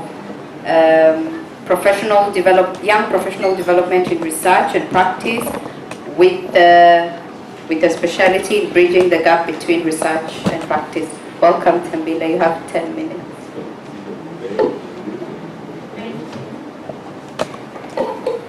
Thank you. Okay. Thank you to the three presenters. I think my job is a bit easier than the other discussants because it was just three presentations. And I think you will all agree that it was quite a diverse group of presentations, one focusing on youth, another one focusing on women empowerment, then the last one focusing on climate change. So if you will allow me that in the 10 minutes that I have, or less, that if I can just pick each presentation on its own and look at the things that stood out for me and possibly try to identify some areas that could further enrich the research. Let me start with Ziva. Excellent presentation. The issue of succession planning, I think it's just not a unique challenge to the agriculture sector, especially in Africa. I mean, we can look at our leaders. It will say it all. So it's something that we struggle with, and I get the sense that it has quite cultural element to it that maybe needs to be explored as well, because when you talk of succession, the implications is that the current owner is dying or is dead, you know? And how do you talk about the death of your father who's still there, you know? It's something that I believe a lot of societies need to look at it and try to sort of change the spin on what succession planning is about. It involves a lot of discussion around inheritance, around who becomes the leader and that sort of thing. So that can be something that's very sensitive in most African societies. I even noted that this might even be a taboo discussion to have within a family setting, you know. It's not like what we hear these days of estate planning and all these modern things. It's still a very closed area. So it's an interesting area, but also one that I think would need to be approached maybe from an anthropological side as well. Together with that is the issue of knowledge transfer. For me, the challenge with knowledge transfer is really on putting value on traditional knowledge. The stories that you shared with us of the children that are planning to say, my father doesn't do this, my father doesn't have planned, reward systems for his employees. If I take over, this is what I will do. It's trying to balance the modern knowledge and the old knowledge systems. I think it was also touched on when we were looking at the climate, traditional climate service information. So it's finding a balance to say that how do you preserve traditional knowledge, but at the same time merge it with new or modern knowledge, so to speak. And then when we touch on the issue of youth in agriculture, I think it's my belief that not every young person wants to be a farmer. Like the drive is to want young people to get into farming, but not everyone wants to get into farming. But how are you selling agriculture? Because if they keep seeing the same picture, they've seen their parents, with the hand hoe at the farm, it's quite labor intensive and they are not getting much out of it. Obviously, young people won't be interested in that. So I think we need to change the narrative around engaging young people in agriculture. Let's start talking agribusiness. Let's start talking just beyond the on-farm work. Let's look at the value chain and identify opportunities where young people can engage in agriculture still. Also, I think we need to model on successes. One of the things that was proposed was that you need them to take up agriculture in school, right?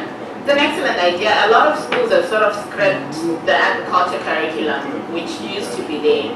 So if we're saying we want to bring that back, I think on its own it won't be enough because young people model after success stories. So let's also look at what on-farm success stories can we have to complement the agriculture curriculum that we want to get revived. So I think for Ziva, that was my comment around that. And then if I can come to Lionel, which was the second presentation. Very fascinating presentation, and you have just almost destroyed half the things that we have known about women and land rights. It's interesting, and I'm quite fascinated by that. And I think you really picked on the narrative by some land activists that suggests that we should not just concentrate on giving women guaranteed access to land, but we should separate formal ownership of land from the ability to use it, which is something that I believe in your presentation you really try to bring out. But I think at the same time we have to be mindful of the fact that women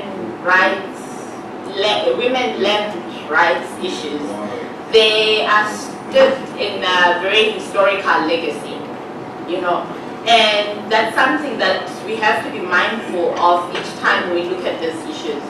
If you look at, if you go back before the colonial era, right, land ownership and access to land was largely vested in the lineage and clans and families, right? And in each of the families, it was the male children that inherited land. But it didn't mean that the women were out in the cold. They were sort of traditional protections and systems in place that ensured that women had the, you know, they continued to have access to land even after they separated from their husbands or after they became widows. There was a system in place that was there to make sure that women can still work on the land and they are protected. So I think some of the historical, some of the history behind some of these issues, it's important to really look at it. But I really enjoyed your presentation. It left me with quite a number of questions and a bit of confusion. Did you say that women who are on, I would like you to clear that part for me, because I wasn't sure if you're saying that the female-owned plots are less productive than the female-managed plots. So if in your response you can just clear that bit for me. And also the bit on the decision-making and decision-making versus control over the land, if you could just clear that for me. Then lastly, if I can come to Coco. Interesting presentation, and I think information, you know, access to information, especially as it relates to climate change, is a very key thing. But I have a question for you. You say the solution is the adoption of and use of technological innovation. My question is technological innovation always the answer? You presented a picture where farmers actually prefer traditional information systems compared to the modern one, right? So why should we always push technological innovation? And how can you marry the two? You know, the traditional information systems as well as the innovative information systems. And I think what I also was really interested in finding out more was the use of extension agents in the country. Was it Benin, I think? how does that work? Because clearly the farmers want to get information through local radio and elders. But I've always thought that if you, I don't know, how much can you condense climate information such that it's usable for farmers? If you say it's going to be, there's going to be 58% chances of rainfall, right? Because this is how some of the forecasts come. What does that mean to a farmer? Does that tell the farmer that you need to go out now and plant or do something? So how is it easy to translate climate information into a language that can be used by farmers? So I think maybe if I can just leave it there, and hopefully that can spark some discussions. Thank you.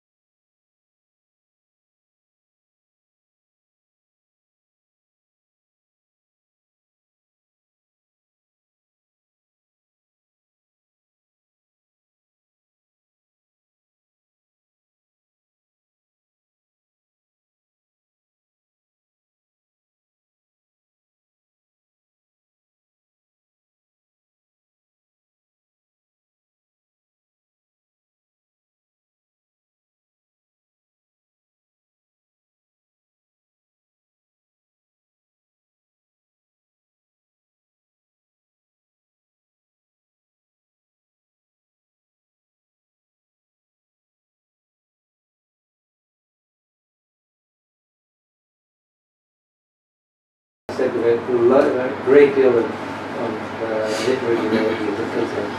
And then the process itself funneled down to this thing. Thank you.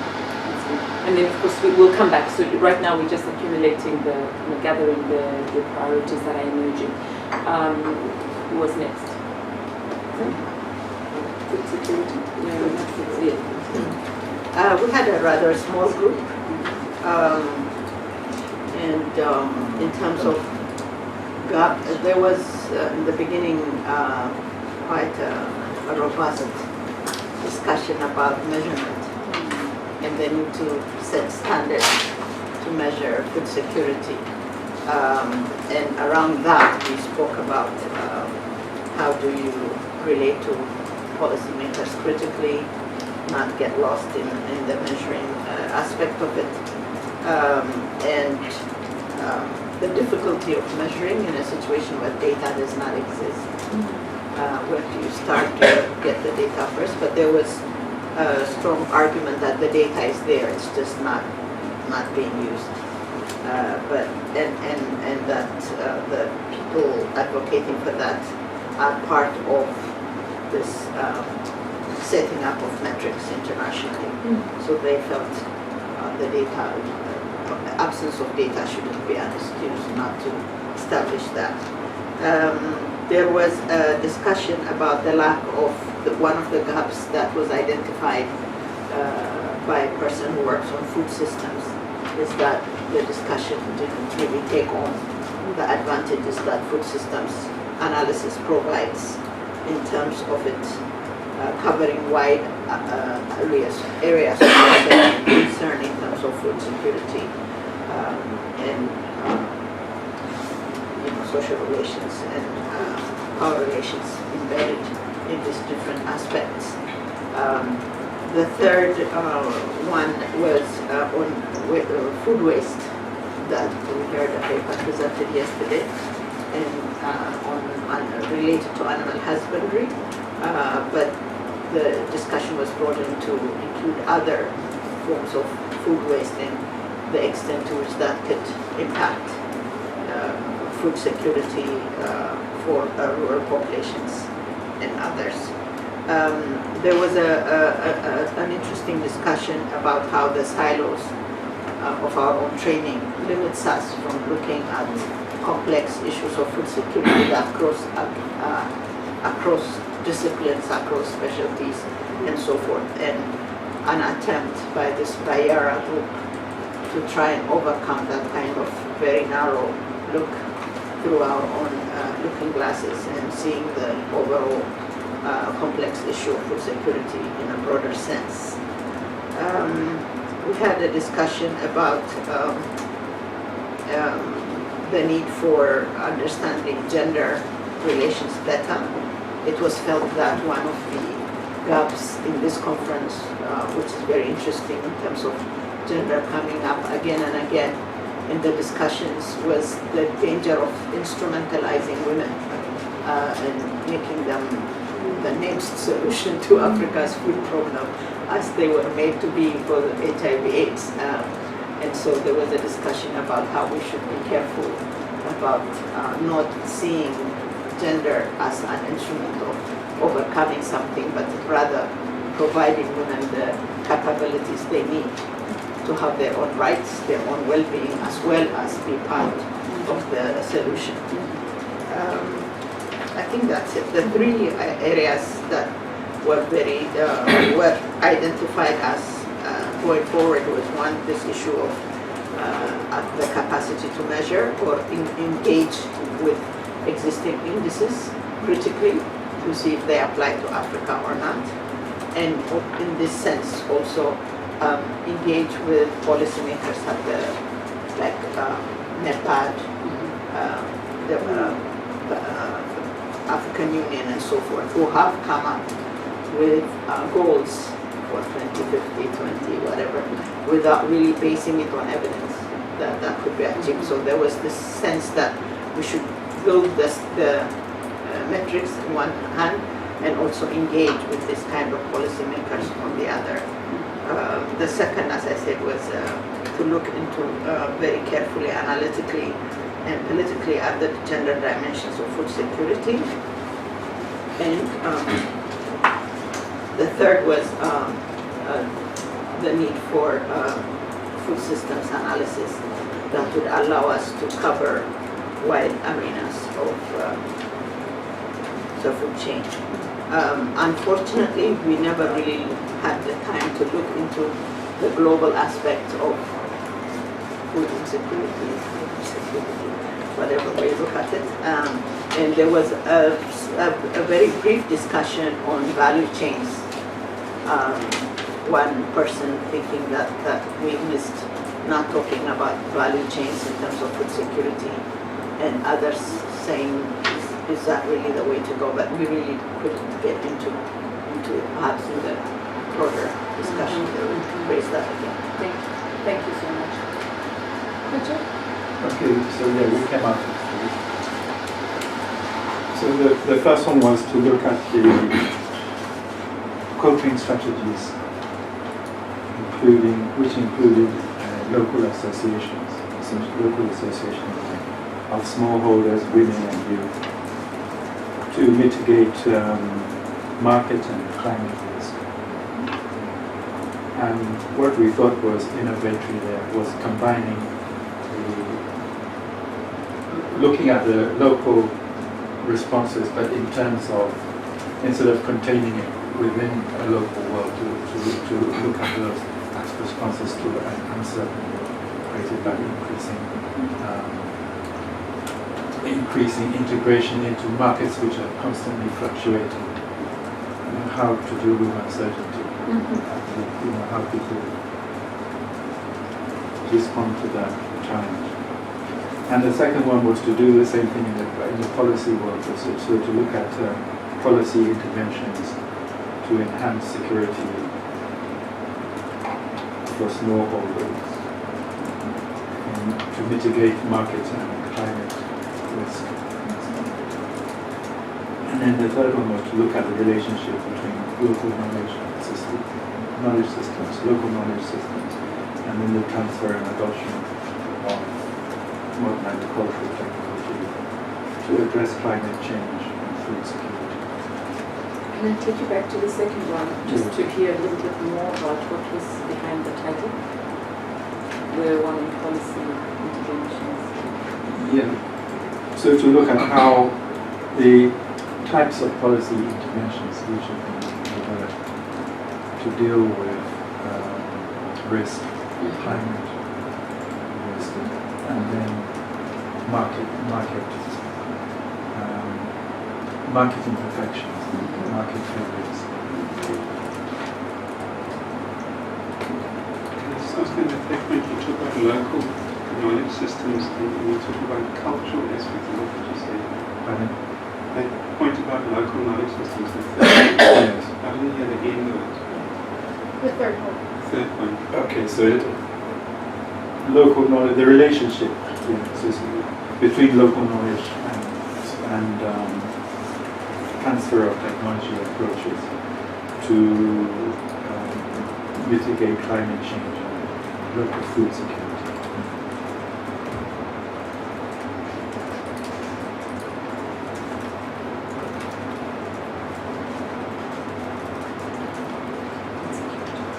Thank you. If I, you are calling everybody first name.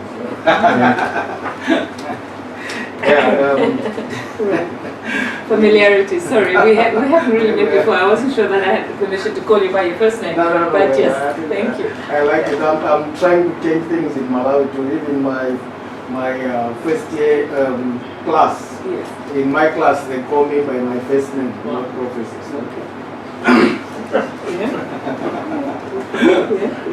Yeah, so we discussed many issues, but I think we came to three issues.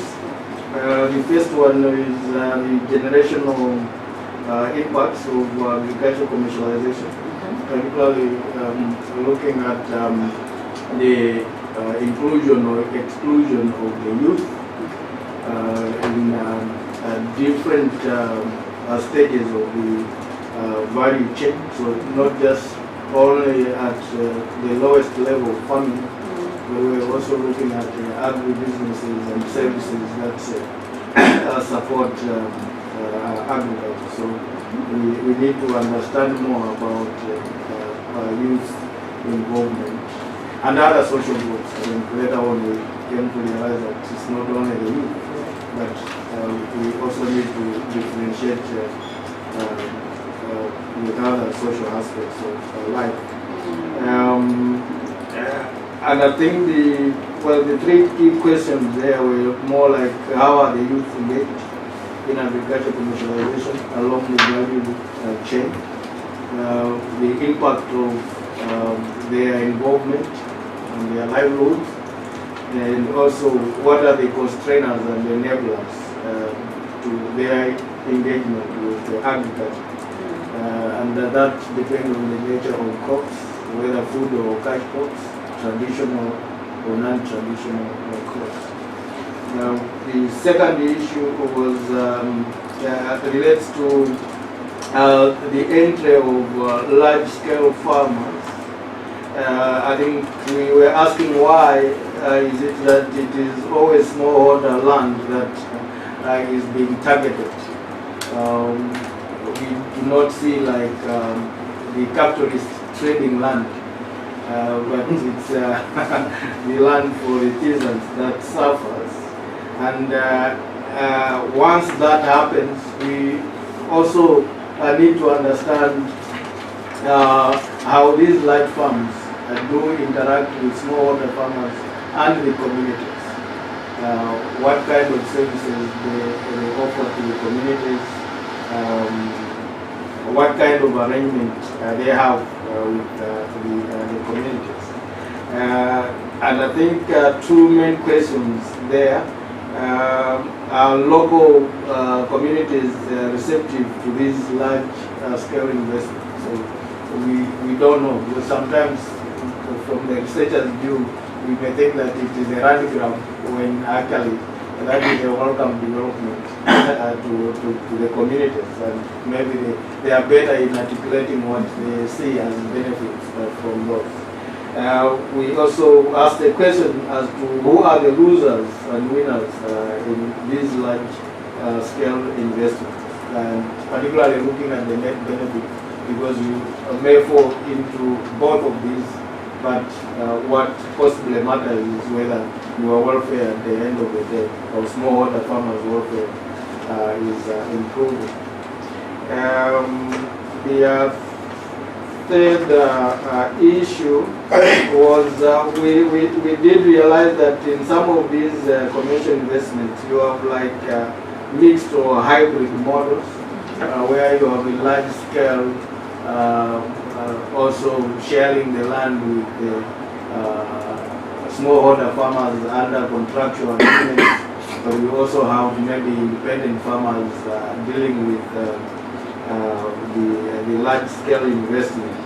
So that is also an area where we thought we could learn more about the relative benefits of the models of engagement. Which of these in that hybrid setting delivers the most benefits in terms of livelihoods to the community. And we also flag the issue of the role of finance and resources in determining the decisions of the community to participate in these different modes of engagement. And lastly, we looked at the need to look at the nature of the appropriateness of the institutional arrangements and models that can deliver maximum benefits to smallholder farmers, because I think we don't understand the black box in terms of who is calling shots in terms of the terms and agreements that are made between the large-scale investments and the small. Thank you so much. I think we have a few minutes just to... We'll look for there, maybe. Great summary. Good, let's just keep that one around and see. does it make sense? Problematize it a little bit. Coming from the real world and applying, looking at what we've heard through that lens. I hear some things that are not necessarily innovative, which maybe have been dealt with in some other spaces. Our job is to give feedback, at the end of the day. Basically the young researchers will decide what they want to do, but our job is to bring our knowledge, our perspectives, and provide counsel. Before we go any further, I'd like to request somebody who will do the feedback. I think we've got 10 minutes at the end of the day to provide feedback to plenary. I know that the young researchers will not give feedback to us based on what they're doing now. It's just not enough time. They won't have gotten far enough, but the agenda has it that we're giving them feedback. So any volunteers? Kind of like saw somebody in that corner volunteering. It was one of those two who volunteered.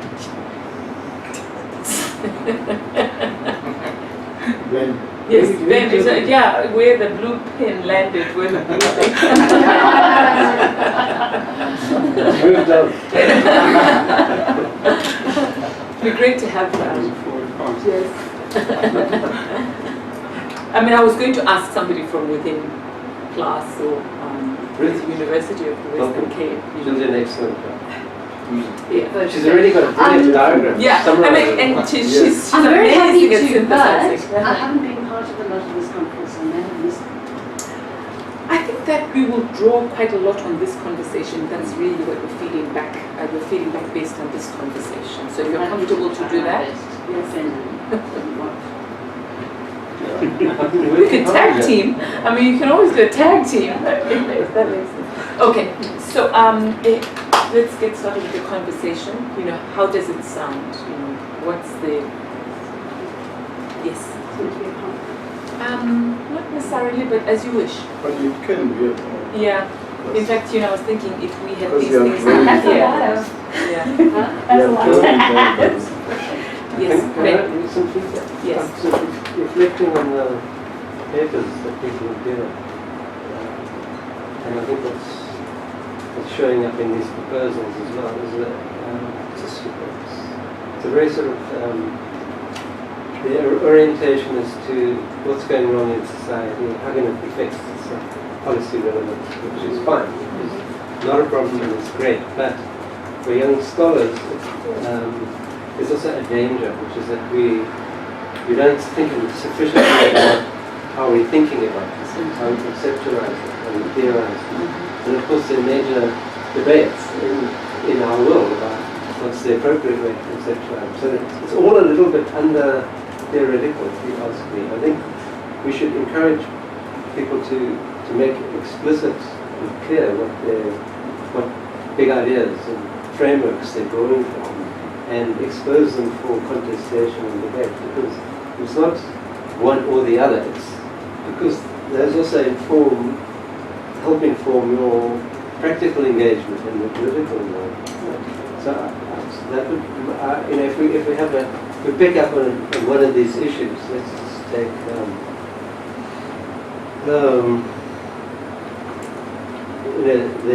the first point, which Goethe picked up on, which is coping strategies, including local associations beyond purely the local, engagement of wider markets. Well, that begs a series of questions about how the world works. These markets, what are they? Where do they come from? Who are the key actors in those markets? So one's framing of a research project is going to have to be deeply informed and understanding of things. And that's But I think the discussion about that was, it wasn't a just market. So it began about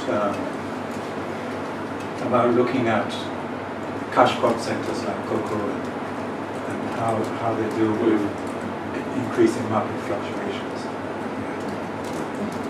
But we take the point nonetheless, right? Yes?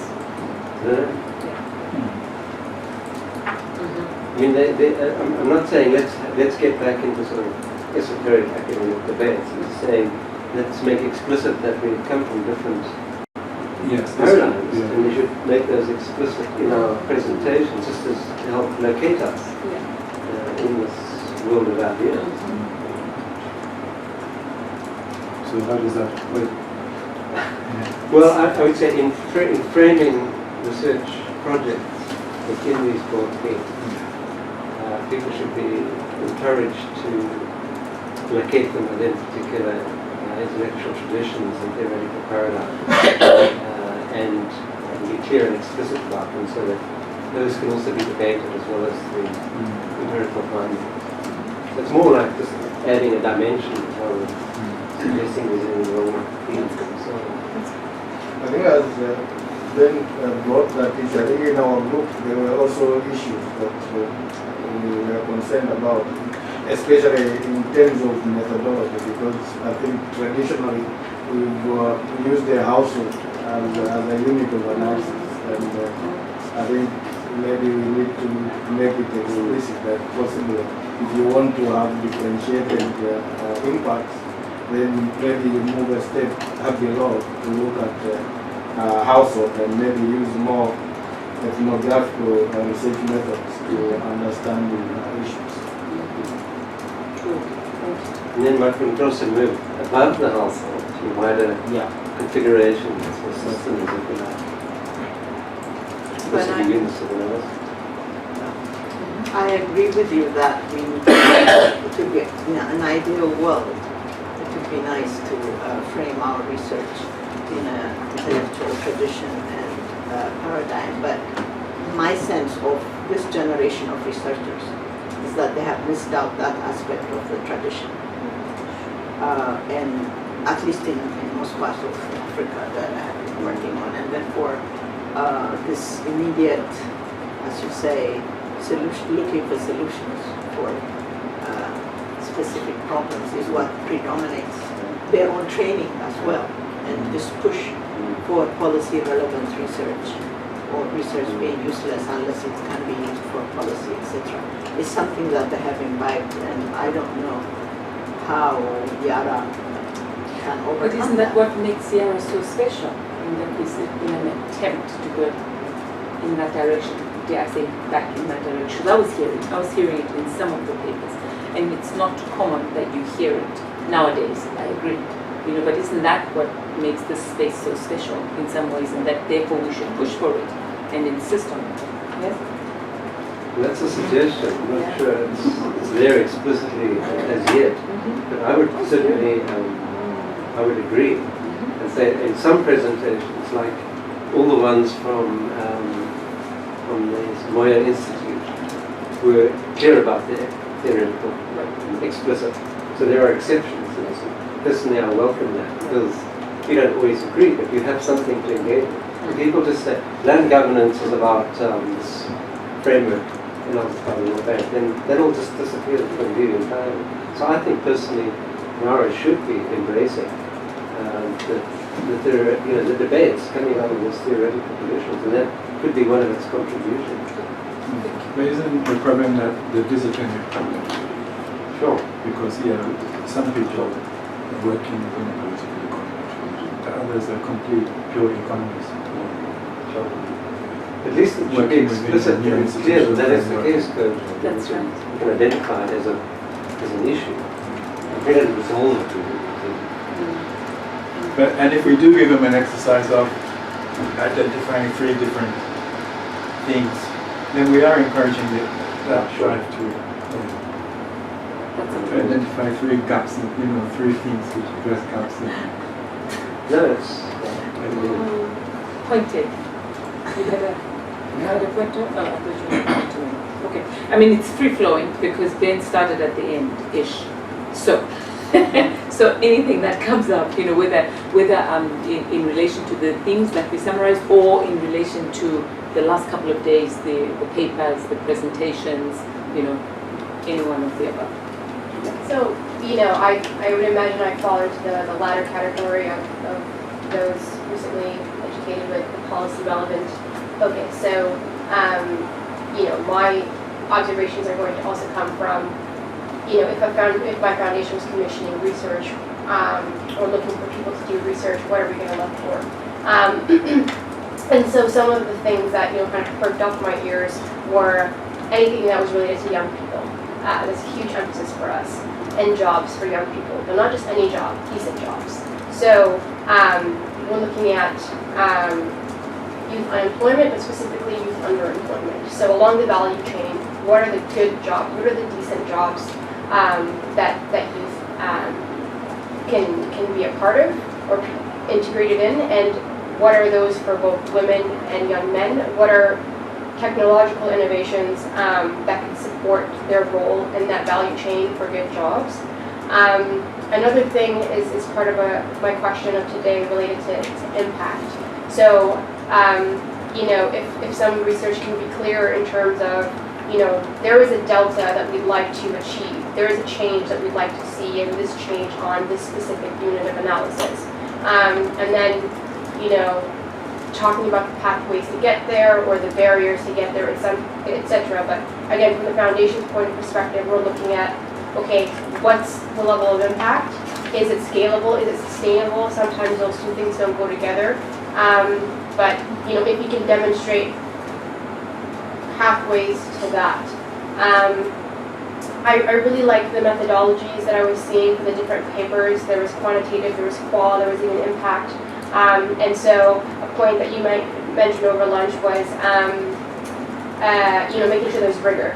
And so that's something I would definitely emphasize, just to ensure that there's quality, that the methodology is vetted as this research finalizes. And I guess my last point is that our foundation, across our portfolios, and most recently in my team, we are increasingly trying to engage African organizations as defined by an African board or largely African executive, et cetera, and that also includes researchers, independent evaluators, etc. So, you know, the more experience with these mixed methods in terms of methodologies, the more topics that relate to some of these questions on youth underemployment, the more kind of the foundation will pay attention. But again, all of what I'm saying comes from a policy relevant, foundation relevant, not much the theory thing. So just that's my disclaimer. Thank you. Sure. So I wasn't involved in the conversation, but my general overall thoughts, I would also repeat what Lamia said in terms of from a foundation's perspective. Also, me and I both have masters in public policy, so but when we look for research, we specifically look at building the evidence base so that you can make a case for policy change. Some of the things that I didn't hear in today's discussion, which may not be priorities for Yara, were behavioral change, something that my foundation's been kicking me around. How do we understand how farmers make decisions, and how do we catalyze behavior change with respect to more sustainable agricultural practices, with respect to gender issues, things like that. And then I did hear a lot of discussion around productivity, which I'm not saying that we are focused on productivity, but I think there's debates right now. There's this push towards how do we feed a growing population, focusing on productivity, but how do you balance that with environmental priorities, social priorities, and what's the alternative narrative to what maybe some of the larger institutions are promoting. And then this is a little bit different, but I keep going back to what is Yara and what's your voice? Especially because the presentations were so solution oriented, and so it would be great over the next 3 years if Yara figured out what is your voice, what are you advocating for, so that you can prioritize what solutions you want to see, what change you want to see, and make the connections from there. So I have a question, maybe to the last two contributors. Do young people have to do research on youth? Because they're youth, you know, that's not. You don't have to. No, that's not. No. Okay, I wanted to make sure that's not what I heard you say. So no, of course, right, of course. Yes, and it's important that they do, right? Yeah, right. But it's not yet. So okay. I mean, I am part of. We are doing in our year of strategy And so I'm involved in a number of youth consultations where we're engaging youth, and in fact we're trying to get youth to engage youth in the process. But my point was more about we want to work with African researchers directly. And so whether it's on mobile money or financial services or linking farmers to markets, we do want to work with increasing African contributors. And so it doesn't have to be on youth, but because that's the youth under development or underemployment rather, is something that we do look at. That's an area that we're looking for. And I will also say that's a theme that keeps coming up in my discussions around the globe is youth. So should we expect Yara to have a voice, to have a singular message, so to speak? Is that something that we should do? Yeah, maybe I just pick it from where you're living. We are having policies coming out of a number of research thematic areas. We assume they are targeting states and governments. But who is the agents that will carry these messages to government, and how will the findings and recommendation be taken up by those who are affected by issue being addressed? You are researching in communities, but how would the communities take it up themselves using your research to do their advocacy? What edges? Is Yara going to be an institution of excellence, an academia kind of institute? Is it going to become a social movement in Africa?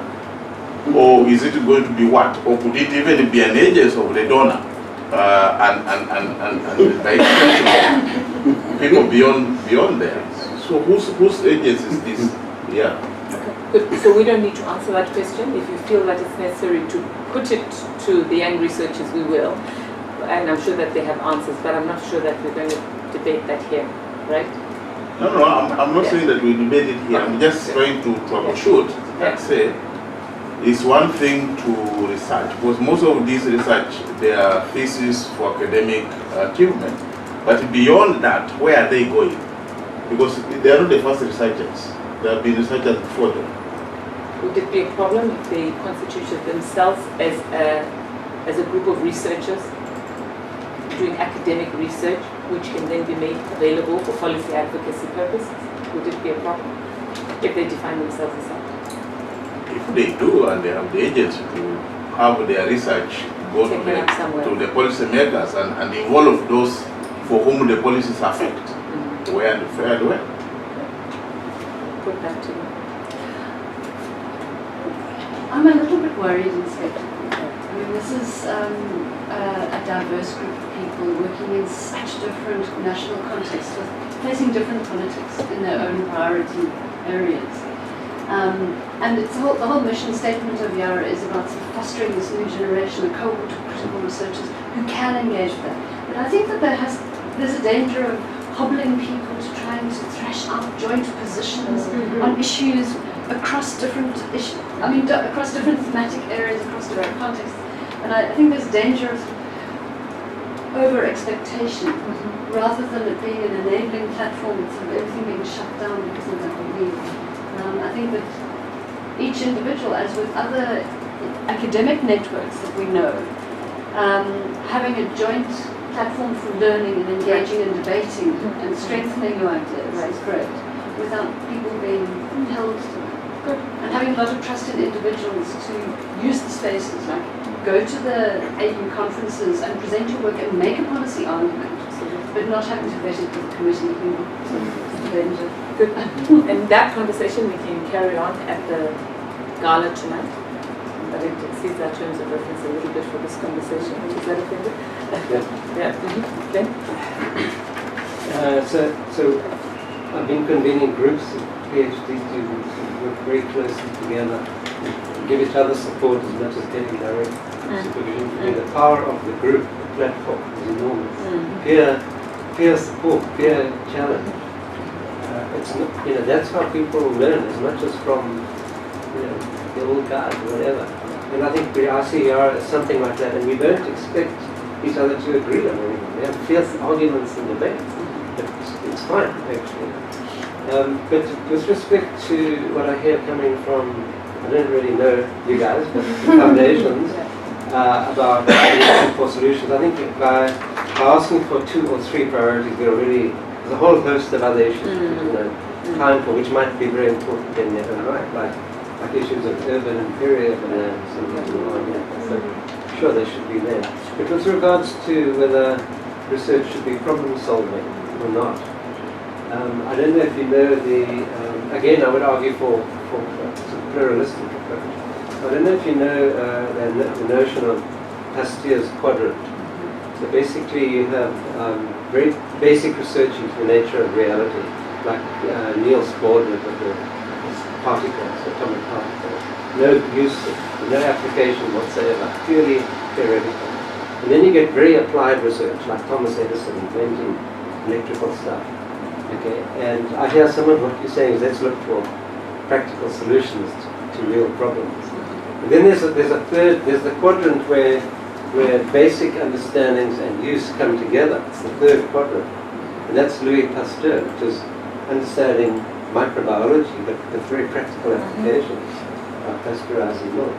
And a lot of us, like including all of us at PLUS, see ourselves as working in that third quadrant. What we're trying to do is understand reality in all its complexity. But the findings are going to have direct practical relevance in a variety of ways. It's not either or. And that's kind of what I was pushing for in the beginning, is that if we're going to find a solution to like massive youth unemployment, this huge bulge, well, I don't think it's going to be through this or that technical solution in and of itself. I mean, you might come up with Edison type inventions, but actually we have to understand the context, the systems which are producing this problem in the first place. What is it about livelihood systems in Africa which actually lead to a dearth of livelihood opportunities for young people? What's the nature of these? So I think, Yara should embrace all 3 kinds of research. Why not? And all of it has a contribution. Absolutely.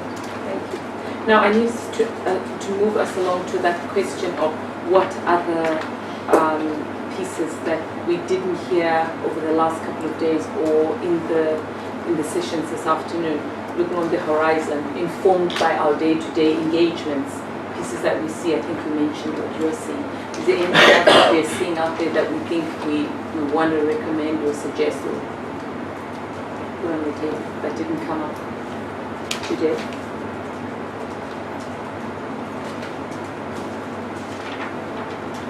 All covered?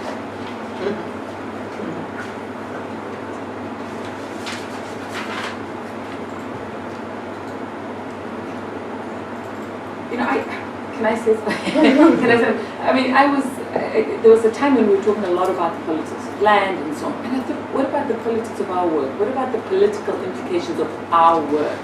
Research can either feed or not, an agenda, political agenda.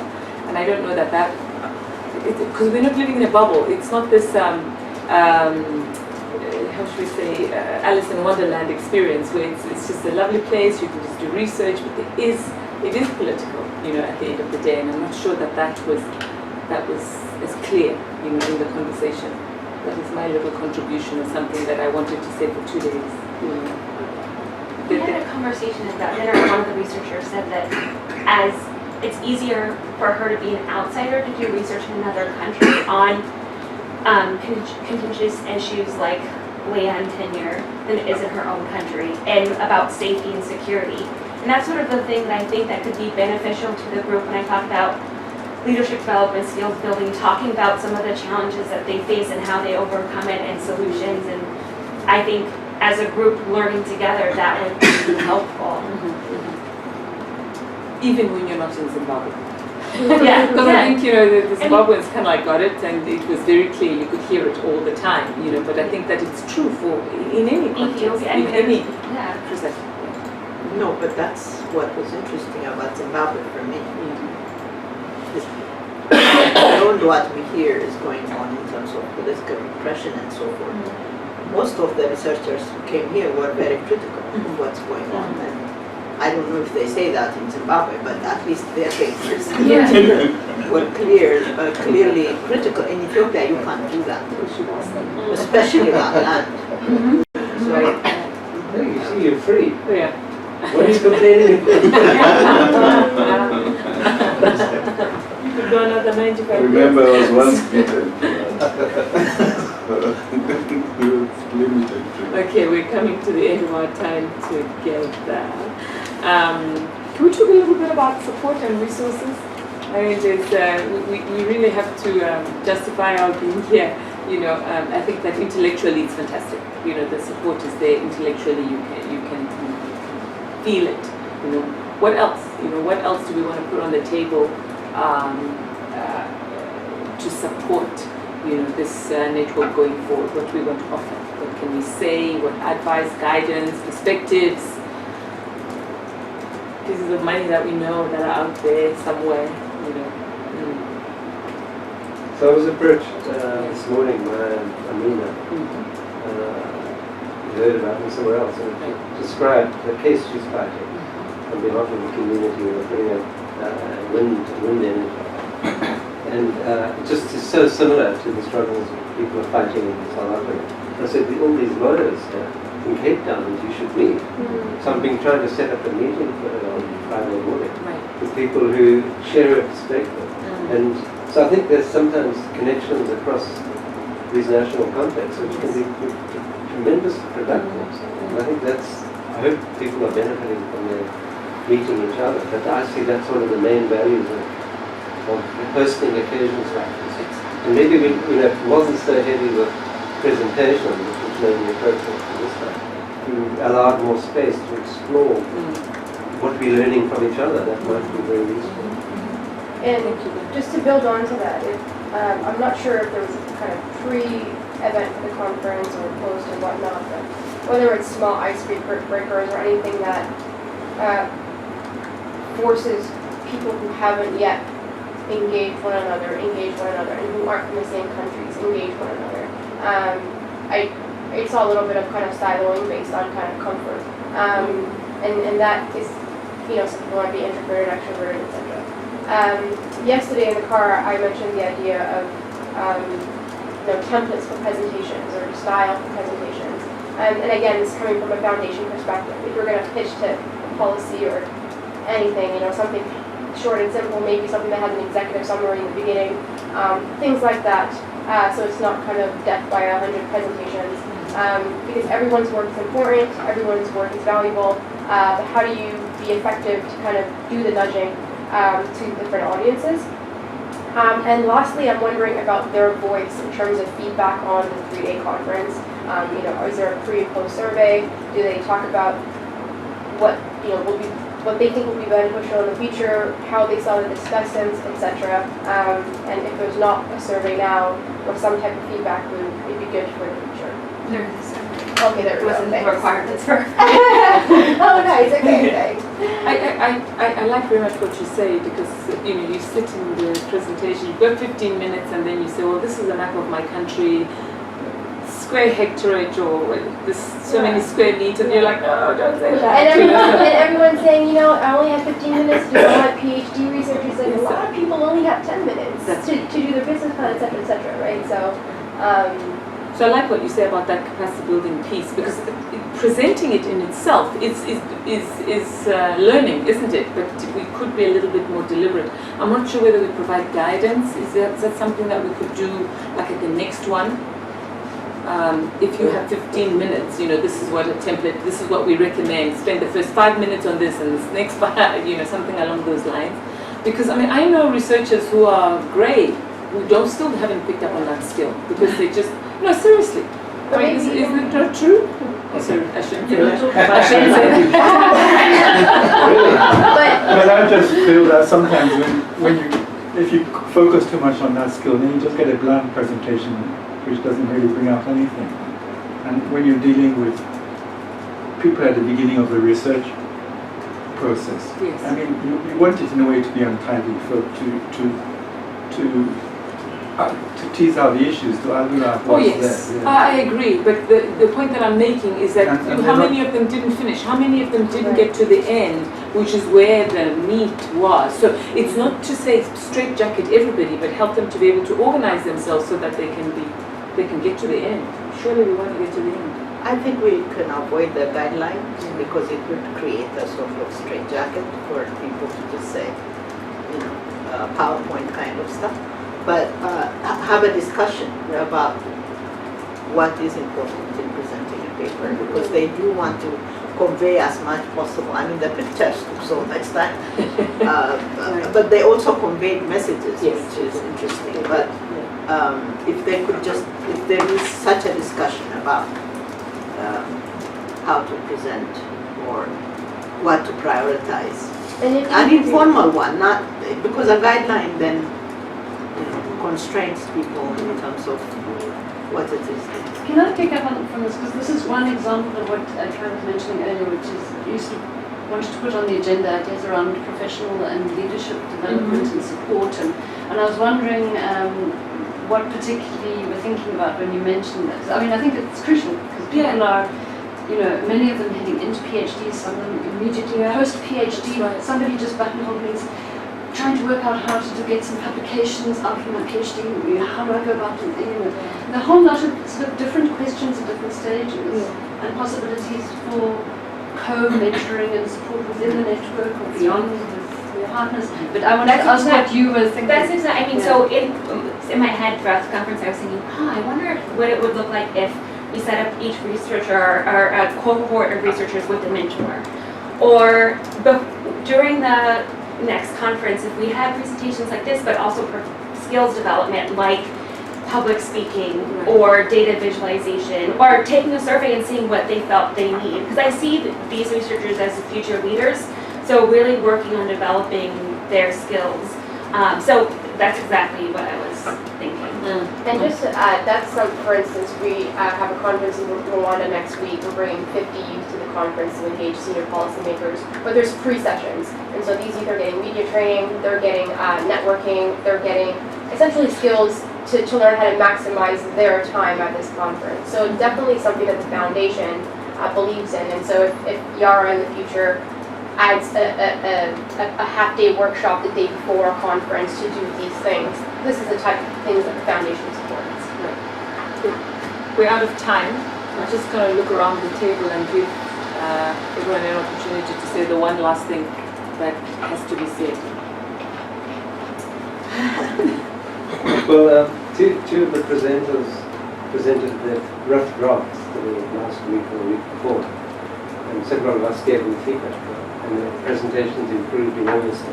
So it wasn't about a common framework, it was about this is not working, this is extraneous, you've only got 15 minutes, what do you want to say? Right. And just that simple thing needs to enormously improve. And that's, if we're doing that on scale for lots of people, you know, the day before, it'll make a big difference. Yeah, I think that's... Ruth, I don't want you to lose your voice. Okay, you lost your voice. You'll find your voice when you're on the podium. Well, I think the issue about writing skills in terms of getting their products out in journals, I think is also an important aspect of this group of young researchers that we can actually do. Thank you.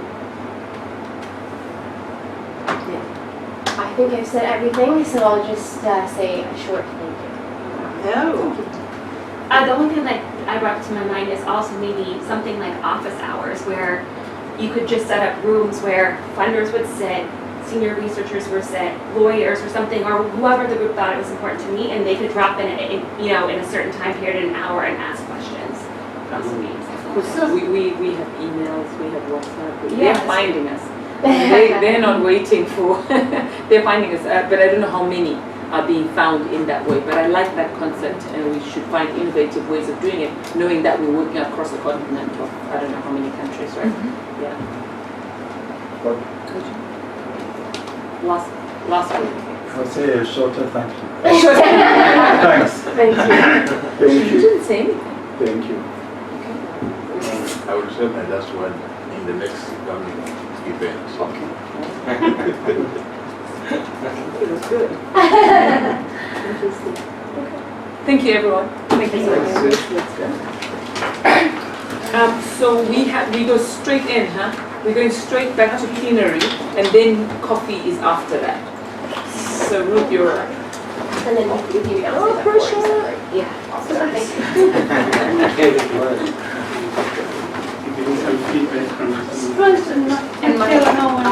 Institutional relations. My workout was disregard. I will disregard.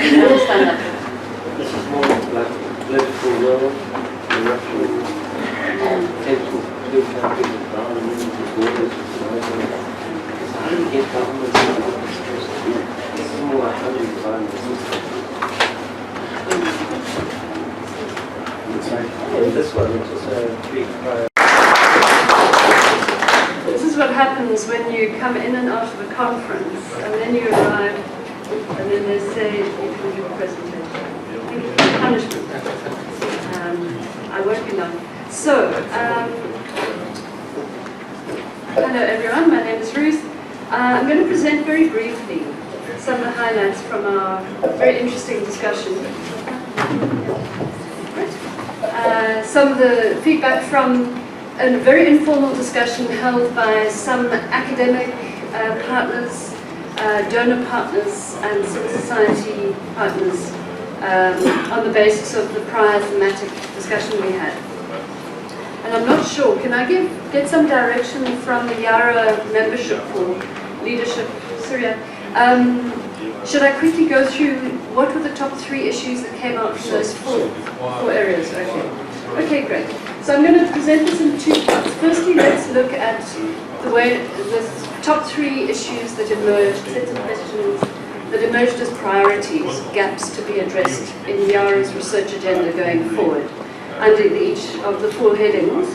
And then I'm going to go into giving you a sense of the more broad-ranging discussions around strategic choices and ideas for Yara going forward. So we got feedback from the group that dealt with land issues, and the first thematic priority that came up was the need to look critically at institutional relations of land governance and land rights.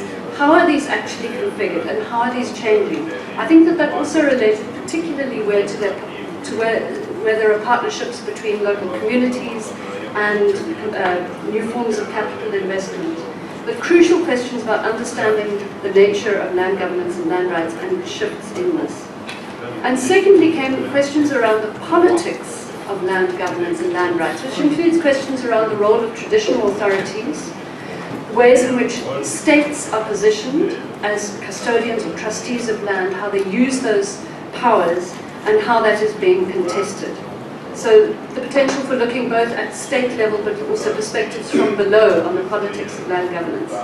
And a third theme that emerged relates very clearly to situations where there are transactions or changes in how land is held. So questions around how we think about compensation, how we think about benefit sharing, situations of expropriation and relocation, and also related to that were critical questions around processes of consultations where land rights are to be transacted, and what constitutes free, prior and informed consent. So those are 3 broad areas around land. Around food security, the top priority that was addressed in that small group was the need to critically engage with how we measure and think about food security. So it's both about definitions but also about measurements. There were critical views around the international metrics for addressing food security and how useful and applicable they are in an African context. In fact, do we even have the data with which to engage with these international metrics? And there's a need to critically engage as young scholars with the kind of African agenda on food security, the NEPAD goals, and building more of an appropriate evidence base across the continent. Second was the need to shift away from a narrow perspective on food security towards thinking more critically about food systems. And this encourages us to move beyond sort of food security as an individual level measure, but also to think more broadly about systems, so perhaps sub-national, but looking at different kinds of sets of units of analysis when we think about how food systems emerge and how they affect people. And the third was about food waste and the need to address this through the value chain and assess interventions to address food waste. Third issue was around rural livelihoods. And here I thought there was a very elegant symmetry in how the group thought about its three gaps. The first was coping strategies, how people cope in relation to climate and market risk. So particularly as people's livelihoods become more embedded in markets that may be national, transnational, kinds of risks that people are exposed to are increased, and of course climate. So for instance, building associations and so on might be one strategy. But not only from the bottom up, we must look at how climate and market risk can be mitigated at the policy level and the roles of government policy in mitigating such risk. And the third theme, also related to climate risk and so on, but it looked at how are local knowledge systems and agricultural technology actually combining, and are they combining in ways that can help to mitigate climate change and food security. I think the implicit question perhaps might be, are the kinds of technologies that are being brought in to mitigate climate risk actually undermining or ignoring forms of local knowledge, indigenous knowledge? And the fourth theme that was addressed was that of agricultural commercialization, where a discussion was held around large estate farming and plantations, outgrower schemes, medium-scale commercial farming that's on the rise across much of the continent, but also smallholder commercialization. So perhaps four broad models that we were thinking of as we thought about these gaps. And the first priority that was identified by that group was the need to look in much greater detail, more critically, at the generational impacts of different models. In other words, what are the impacts of these different models on different categories of young women and young men? And what does this mean for their futures in farming, and not only in primary production, but the possibilities for people deriving livelihoods throughout the value chain. So that was the first gap that was noted. Secondly, large-scale agriculture is being identified in many of our national contexts as being the growing model of agricultural commercialization. There's a need to problematize this, understand what's driving it, but also understand local responses politically and practically. How are people responding? And finally, there was a critical view that these models of commercialization don't exist in isolation. Often we look at hybrids between, for instance, large estate and smallholder models of commercialization coinciding. And so the question is, do these hybrid models of commercialization actually open up opportunities for people to build resilient livelihoods, to secure their access to food, or does it increase risk? Okay, so in other words, are they conflicting or complementary, these different hybrid models? Okay, so that's the end of feedback from that section. This very useful conversation we had, I'm going to wrap up in 3 minutes. First piece of suggestion or advice from our group to the Yara network is, firstly, there's a need to strengthen our theoretical frameworks. And the idea was, if we want to strengthen our theoretical frameworks, we need to be constantly pinning our work to the question, what are the big ideas about society, about a history of development in Africa are we engaging with? Let's make explicit our theoretical paradigms and the intellectual traditions that we're building on and drawing from, and debate these so that we don't only debate our descriptive findings. Let's not just, otherwise we're talking in our little silos, going back to the parochial. We need to be engaging at that higher level so that we can have useful comparative conversations. Secondly, there are clearly diverse traditions and disciplines within Yara. We come from different forms of training. So there's a need to think, how do you see that as a strength? And again, more theoretical thinking will help to forge some of the links rather than feeling like, well, you're an economist, I'm a historian, we can have a talk. And a very important piece of advice, a lot of your work has huge policy relevance, but don't be slavish about trying to solve policy problems. There's a real intellectual risk in that. I won't go into detail, but that was a message. Methodological issues. We need to be moving beyond the household as a unit of analysis. It's very limited, and there's a lot of ways in which ethnographic work can help us to engage and critically engage with what's happening inside households, what's happening in intra-household relationships, in kinship systems, and also beyond at a higher level from the household. Now the methodological issue, let's move beyond just saying, okay, here's some quantitative data, here's some qualitative data. Actually, we need to have a logic of how we combine them effectively and how we create conversations between people using different types of methods. There was a range of possible extra topics that might be considered. Some of these came from donor partners, but I think that these are just to be put in the general mix. One is thinking about youth unemployment, but also youth underemployment, the ways in which young people's capacities and talents are not adequately tapped, in particularly our rural areas. Secondly, behavioural changes in livelihood systems for rural people and rural producers. And thirdly, urban and peri-urban agriculture and the kinds of livelihood pathways that are evolving in different parts of our continent. Critical question, what is Yara's voice? Does Yara have a voice? Should this network, it's called Yara Network, have a voice? And our view was this: the power of your group is huge because it can provide opportunities for peer support and to challenge one another. And you might want to engage with policy processes, but perhaps not everyone is into that. And so, in fact, our view was that perhaps avoid the temptation to try to develop joint policy positions to pursue in policy platforms, and focus on the core strength of Yara, which is as a supportive network for African academics. So building on this, some potential strengths we see for Yara is to deepen comparative learning, to make connections across space, to deepen critical understanding, and to inform strategic responses. So all of this can be tremendously productive without trying to pin yourself down to clear positions.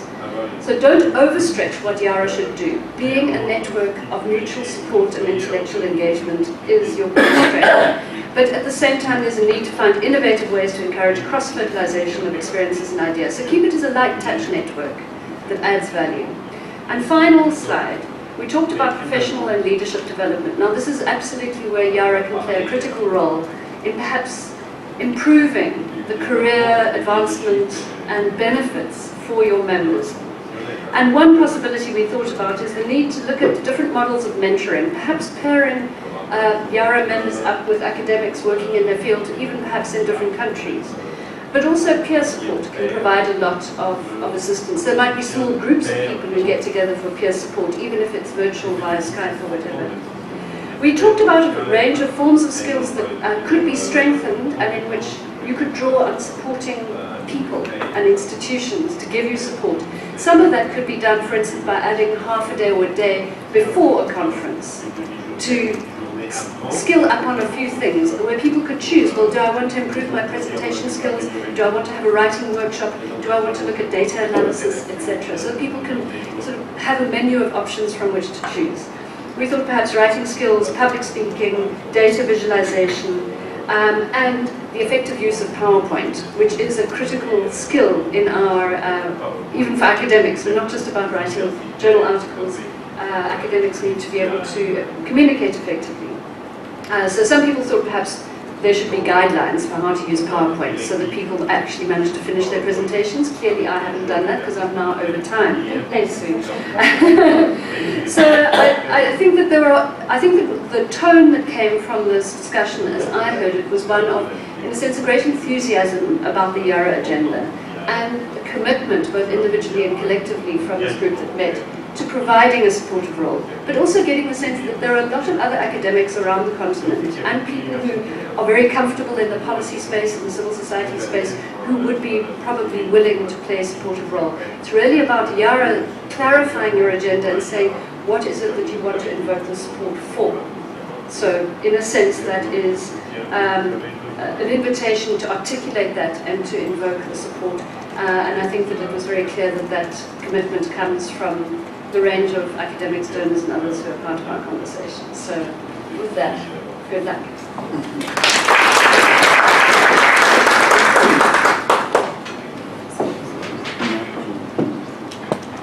And we did all of that in 1 hour. Aren't we amazing? Thank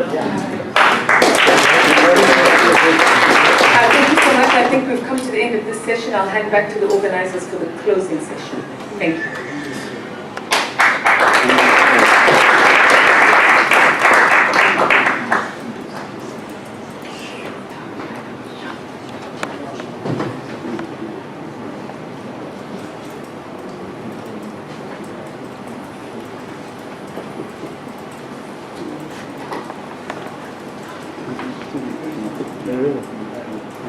We very much appreciate the input of our mentors, and we will try to incorporate those suggestions. Back home, if you're advised by an elderly person or an elder and you fail to eat, then you know the repercussion will not eat food in the evening or something. So we'll definitely, as Yara, try to work through this and see how we can move the network forward and make it better. As we conclude, I would like to invite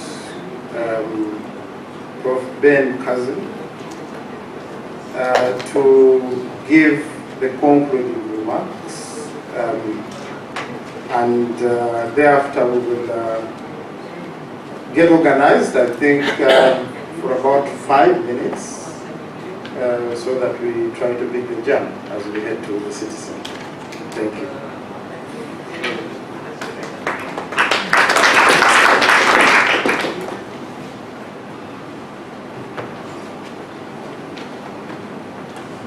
Thanks. I'm just standing in here for Professor Andries Tutoy, our class director, who couldn't be here in the very last moment, and I'm just trying to think about what to say. But for the day, for Monday and today, when I've been here, I've been really knocked out by how thoughtful and engaged and powerful this group is. Obviously, uneven, it's a bit of unevenness, but collectively, I think you represent something very, very important, which is the future of engaged research on our continent. And so I just am suddenly struck by the power of Syriac's vision about a network of young African researchers, and I want to commend Syriac for having that vision. So thank you.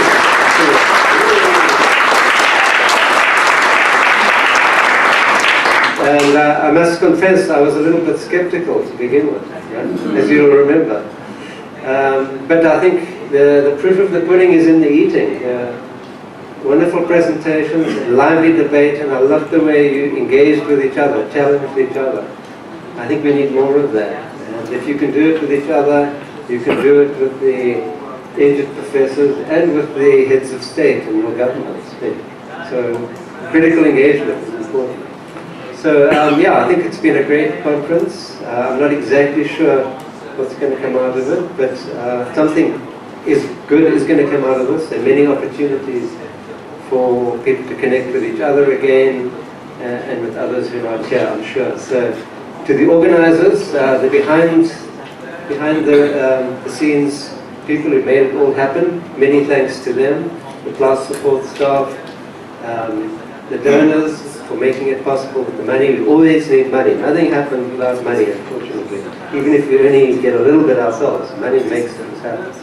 And yeah, and to people like Sue, who played such a key role in making it easy on liberation. So I think that brings us to the end. What's the program here after? Do we know? Coffee, yeah? And then we're going to the garden. Okay, so we'll all carry on tasting wine and such like things here after. Thank you all very much.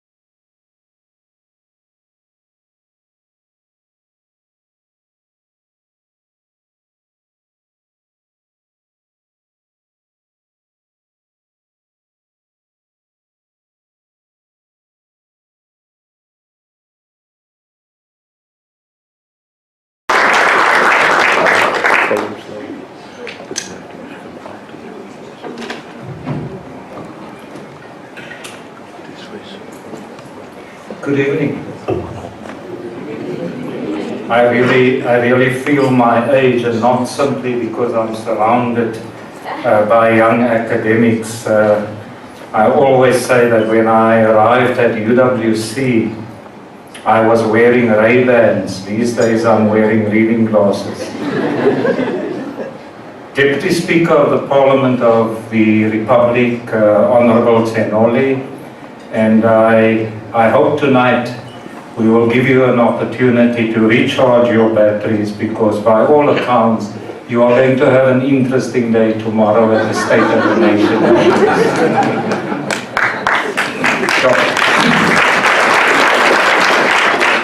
So there will be no politics tonight. Dr. Chakani Ngomani from the Presidency, Mr. Martin Bwalia from NEPAD, Dr. Joan Kuka Kakwanja from the United Nations Economic Commission for Africa, Mr. Martin Muchero, Regional Agricultural Policy Technical Coordinator at Southern African Development Community, Dr. Odenda Lumumba, Chief Executive Officer of Land Alliance in Kenya, Dr. Klaus Deininger from the World Bank, Ms. Kay Carter from the David and Lucille Packard Foundation, Ms. Lamia Naji from the MasterCard Foundation.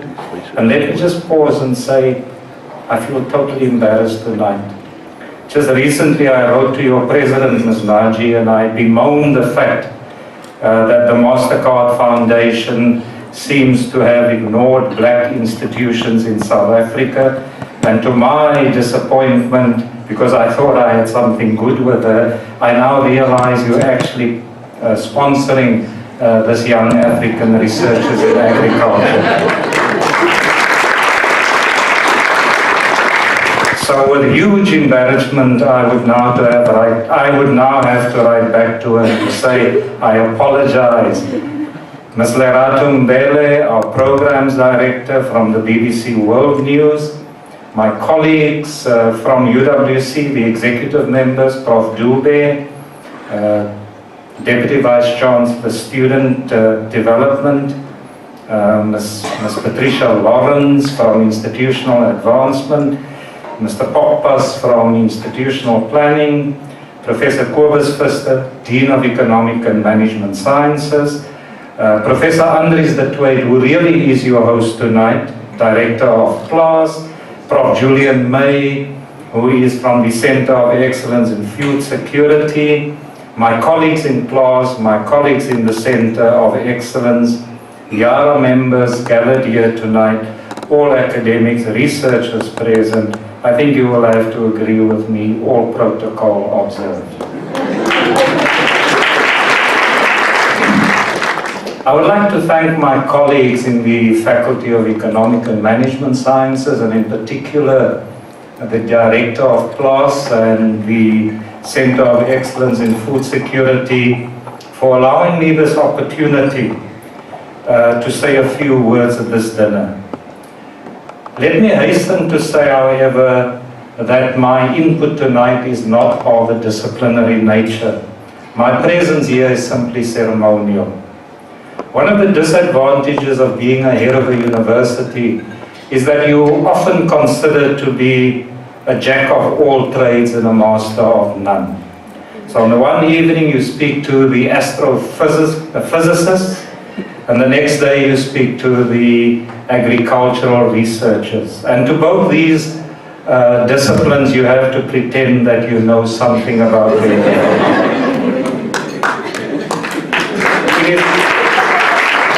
It is not my intention tonight to presume to lecture to our young researchers in agriculture and to some of the best minds on the continent, some of the best young minds in agriculture about your discipline. And so while I won't speak as someone knowing a little bit about agriculture, there are some things that I do know. Firstly, I know that the objective of a network such as this, that brings young agriculture academics and researchers together, that this objective cuts across all disciplines, all fields, all institutions and organizations. And secondly, I know what we at UWC are doing in this area. We know that the aging of the academic workforce, the aging of scholars and researchers is a worldwide phenomenon. It's a complex phenomenon to understand and to address. The academic world is bleeding. It's losing its best researchers, who is aging, who's retiring, who's moving on, and we simply don't have the capacity to fill up those vacuums. This phenomenon of the aging of the academic workforce is especially acute in Africa. It exists all over the world, but especially in Africa it is very acute. And in South Africa, where we have the imperative of redress for historical inequities, this further complicates the situation of bringing in new blood into academia. Across disciplines and institutions, across organizations, we are therefore coming up with innovative ways to address what we call the next generation of academics, or what we in South Africa is coming to call the NGAP objective. And that is the objective to breed the next generation of academics. I have no doubt that Yara, and by the way, in Cape Town in particular, I've come to learn that Yara has a particular colloquial meaning. So when you want to say someone is rambling, you're saying Yara, Yara, Yara, Yara. I trust that that's not the meaning of Yara in this conference. I've been provided with some background reading that indicates that a study by the World Bank suggests that across a variety of science disciplines, there's a heavy reliance on international collaboration. Now, let me be the first to say that international collaboration is critical. It's critical in high-quality research, and it's critical that we tackle what I call the grand challenges of our time: poverty, inequality, HIV, AIDS. It is critical that we tackle these grand challenges in a collaborative way. No single researcher, no single laboratory, no single discipline will be able to help mankind or humankind deal with the issue of the grand challenges. We must do that through collaborations. But these international collaborations must not simply be the lack of internal capacity on our continent. Such collaboration must not only be of the north-south variety. Such collaboration must involve and include intra- and inter-African collaboration.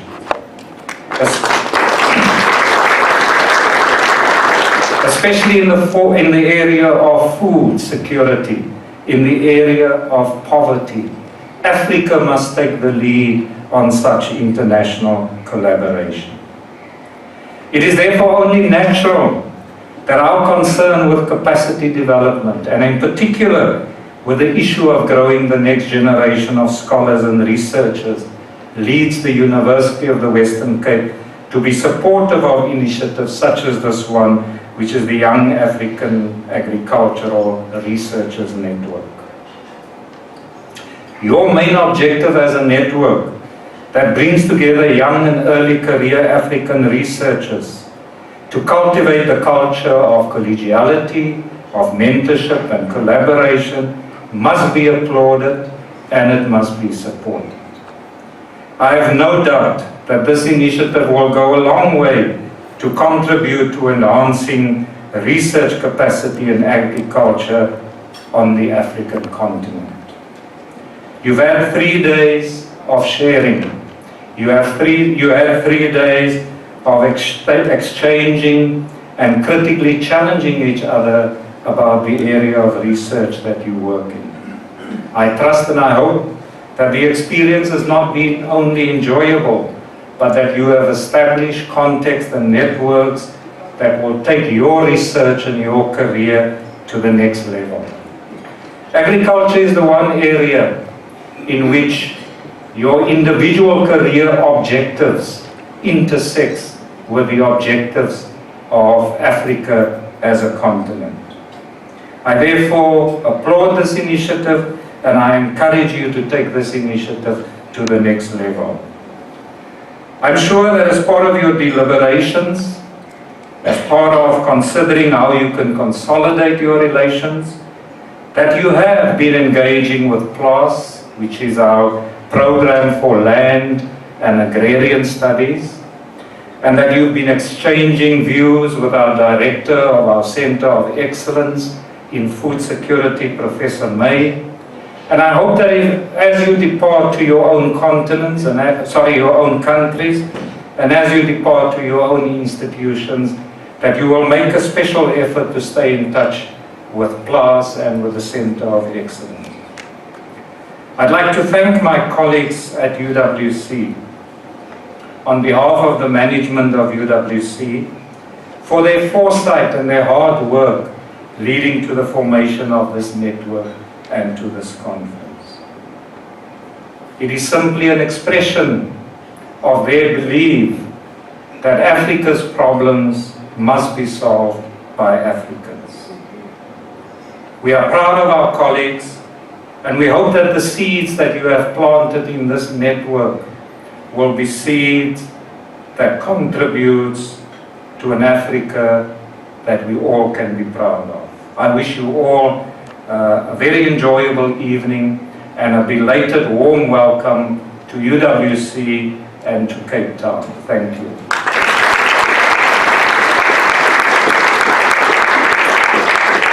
Thank you very much to you, Professor Pretorius. Somehow I look at you, Professor, and I believe you still own that pair of Ray-Bans.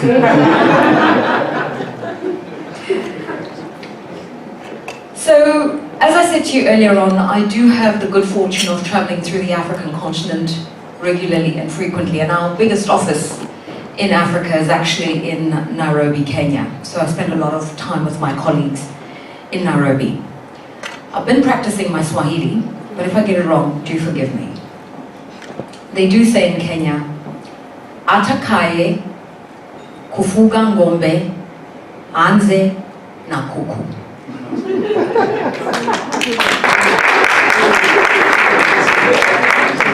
And what that means is, if you breed cattle, and if you want to breed cattle, it's better to start with a chicken. In other words, small beginnings do count.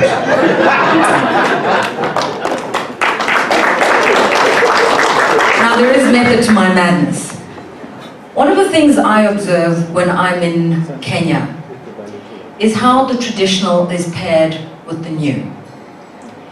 Is how 80% of Kenya's population have either grown up on the land or are still linked to the land. It's very, very much, agriculture is very much a function of society and culture. And yet when you meet young Kenyans today, they are all enterprising, innovating in tech, and connecting that tech to agriculture. A few months ago, I met two young men who have started a company called Aluminum Greenhouses. They are mechanical engineers who've come up with a tech app that connects a sprinkler to a cell phone code on a farm. And when you speak to young people, why do you do this? Because our parents are on that land. Because our grandparents are on that land. Because those farms have given us the means to the education that we have today. It's an incredible thing to witness and see that children of the 21st century really believe in the future of agriculture and see it incumbent on them to modernize that agriculture. And so they start small, but ultimately the ending is going to be great. Those are the examples that come from Kenya.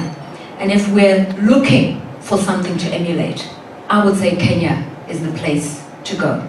And so in that vein, I'd like to introduce to you our next speaker, Mr. Ondende Lumumba, the CEO of Land Alliance in Kenya, and hopefully in sharing his views, he's going to tell us why Kenya possibly holds best practice.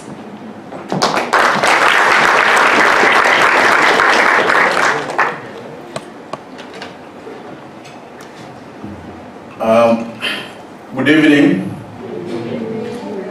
I know you haven't eaten, but that doesn't deprive you from greetings. At least, all protocols observed. It's good you have clearly introduced me as Mr. I've always been given a ceremonial doctorate, which I hope I will earn before I pass on. It's not very hard to earn. But the most important thing that brings us here today, I belong to the activists that have been working on land matters. And for a long time, I've been wondering what's the nexus between land and agriculture. And when I was about to discover it, I thought it was about crops without fisheries and livestock. But progressively, I've learned that the other two are part of that. And I know in Kenya, despite all the praise we have received, we are doing very badly. Our farmer is aged 62 and above. In between, there's nothing towards the soil and farming or agriculture.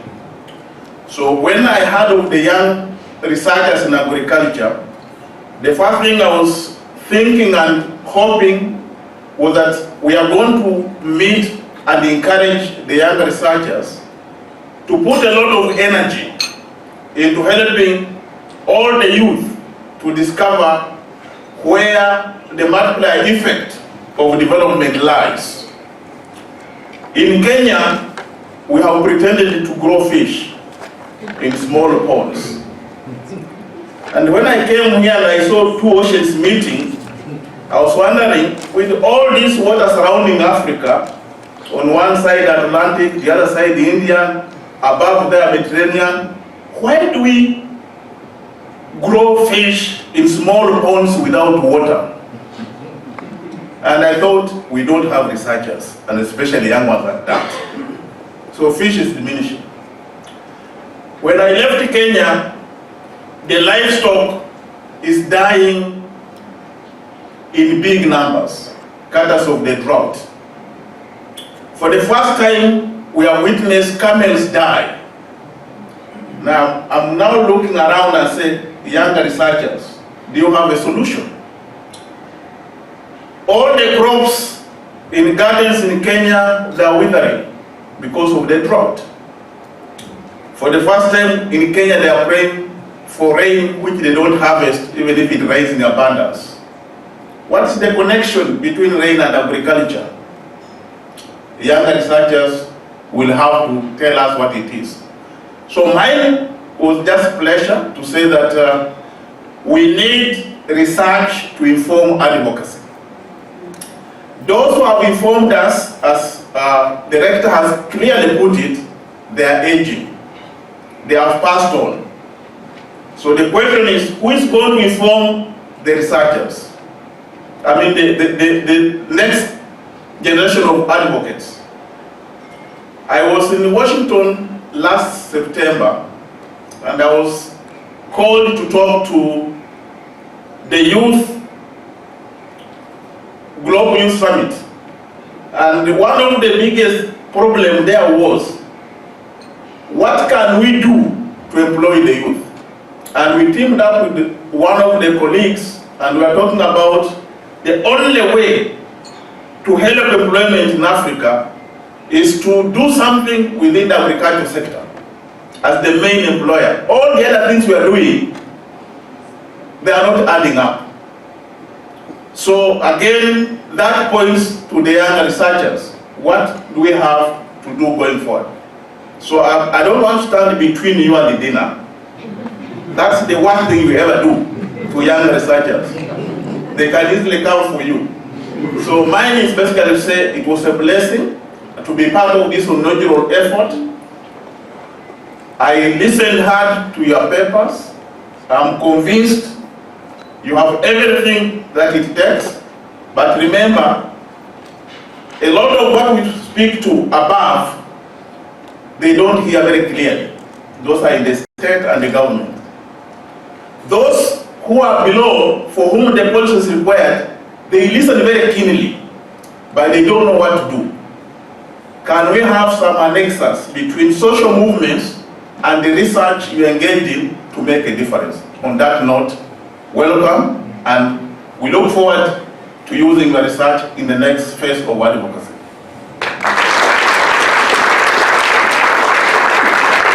Thank you very much, Mr. Lumumba. How many researchers here are from Kenya? Hi, my sister. Stop pretending to grow fish. Thank you for your candid views, sir. I'd like to introduce you now to one of our entertainment items for the evening, the Mali Puppet Show. It's an a cappella group. They do dance, they do theatre, they do music, and they do it all using their internal resources. So please, please welcome them warmly, the Mali Puppet Show.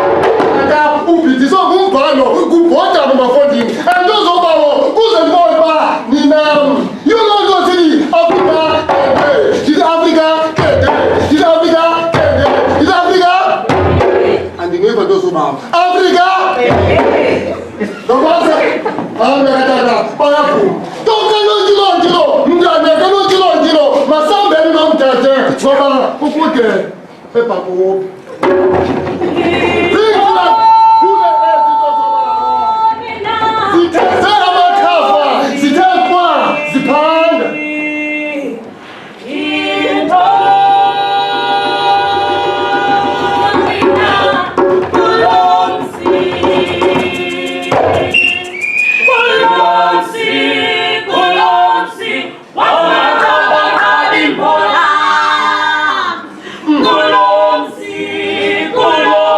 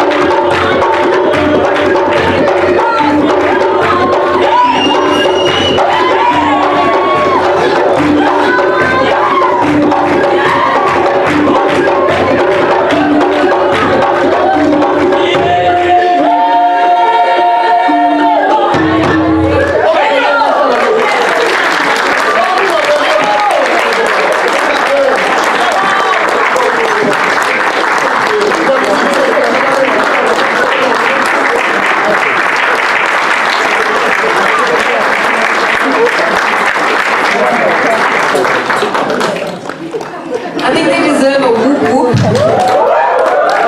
And another whoop whoop. I can see some of the leaders at our table thinking, oh my gosh, don't pick me. The Mali Puppet Show, ladies and gentlemen, they were fantastic. Another round of applause.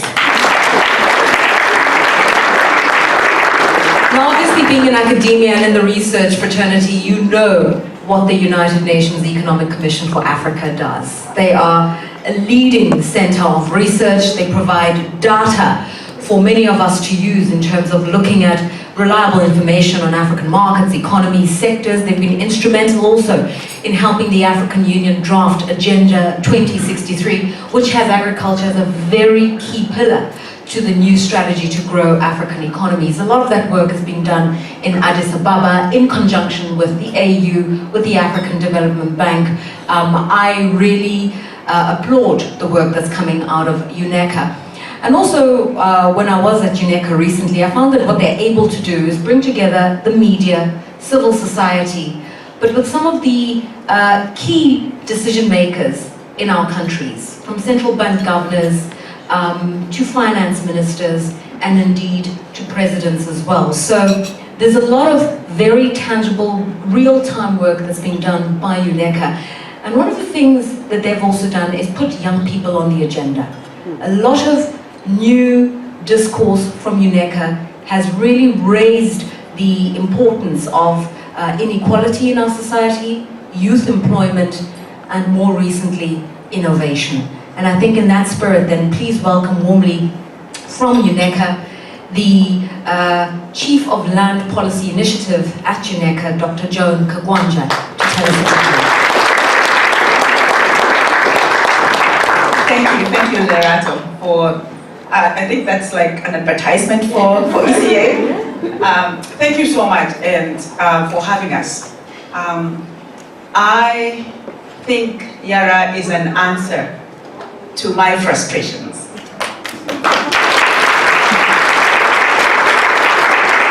And I was very honored to be invited by Ruth and Syriac, and some of you were in Addis in 2014 during the inaugural conference on land policy in Africa when we launched Yara. It was an absolute pleasure that you took the platform of the conference to do that. So 2 years and a few months down, I'm sitting here in Cape Town listening to these young people make presentations. And this is what I did not have in 2014-15 when I was looking at literature that would help us to think.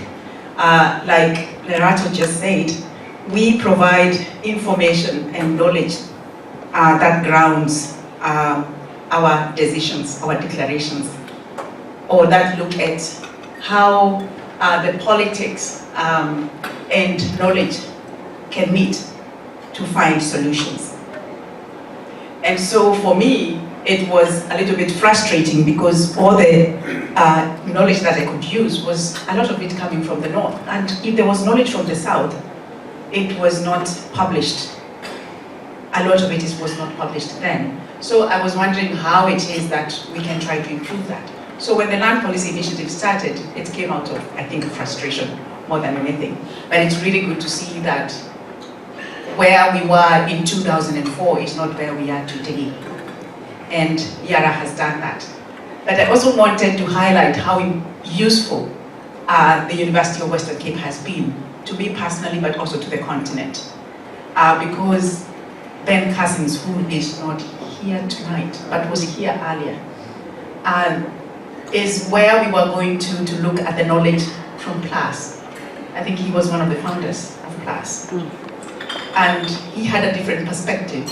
I think these young people are bringing that. For the first time, I'm seeing so many people make presentations linking agriculture to land governance. It's not just about conservation. It's not just about management. It's about the political economy and understanding our deputy speaker and what he does and linking to them. So for us, there are some things I can promise that we can do together. And it's to help to link that knowledge somehow with our very important decision makers in the work that we do so that those decisions are informed. And that's a platform that we at UNECA, in addition to providing the knowledge and linking it to the African Union decisions and working with the African Development Bank to put it in operations that we can do. So I can promise, in the context of the Conference on Land Policy in Africa, for instance, that you can have a home there, and maybe you'll be a home forest one day. I can promise that in the work that we do, in the Land Policy Initiative and other initiatives, in piloting, that we include you as young researchers in the countries where you're working, so you can publish that way.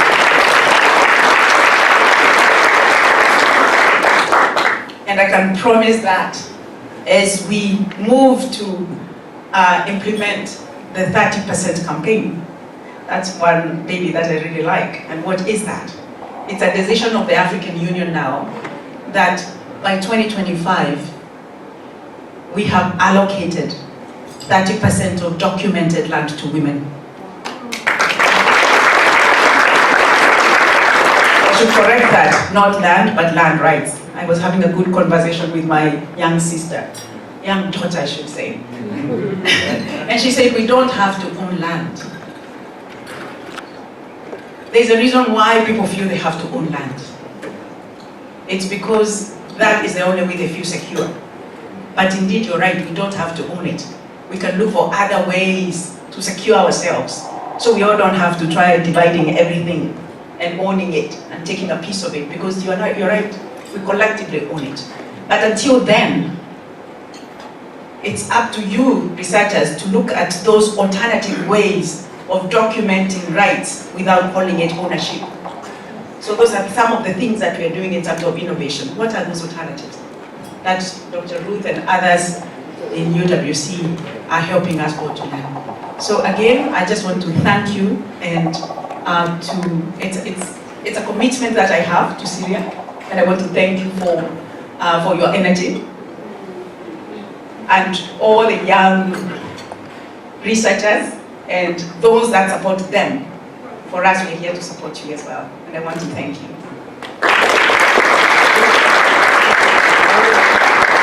So much to you, Dr. Kabanja. And thank you for raising a very important issue, which is land tenure and how it impacts on women. I must say that looking in the room today, I see so many young, beautiful, smart women. And I think fundamentally, no, I mean, I'm a TV person, so I'm a little bit superficial. The beautiful, I see, matters. And the intellectual, I know, because you wouldn't be here were it not for it. But I think it's important because earlier on I used the metaphor that involved a man. You feed a man. But there's also a very important African metaphor, which is, if you educate a man, you educate an individual. If you educate a woman, you educate a nation. And I think that's something that all women here today need to remember and reflect on, and there are examples here in Dr. Joan Kagwanja. Okay, so there's one thing I didn't do when I opened up the ceremony today, and that is to give you a warm South African welcome. So let me do that. In South Africa, we would say to all of you visitors to our land, Realamugela, Sianamgela, Kwaheri, Akwaba, Bienvenue en Afrique du Sud.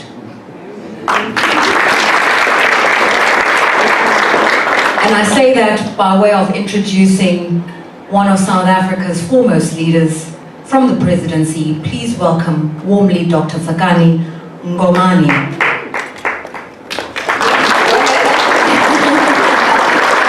So that she shares her reflections and introduces to us the Deputy Speaker of our National Assembly. Thank you, thank you. Yara, yara, yara, Professor. Let me tell you something. When His Excellency announced a few years ago the Deputy Speaker of our 5th Parliament in South Africa, there was a lot of excitement in the sector. Big time. The reason why we're excited in the agricultural sector, in rural development, those spaces. And plus, it's because the person that was presented is not only a man of integrity and honor, but somebody who is very passionate about advancing the interests of our sector. He has served in this space as a Deputy Minister for the lead ministress that deals with agriculture and rural development and land reform in the country. He also understands the issues around rights, traditional systems, land ownership matters, because he served as a Minister of Cooperative Governance and Traditional Affairs. So, when we watch one of the popular channels in South Africa, I think it has the highest viewership, right? Channel 408, the parliamentary channel, one of the most popular masters of the house. Guess who is our Deputy Speaker of Parliament? The Honorable Solomon Lichesa.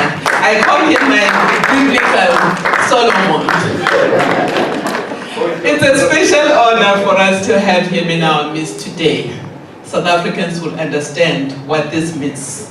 Tomorrow is the biggest political event in the country, and we feel greatly honored that you decided to prove your love for our sector. Over to you. Thank you very much.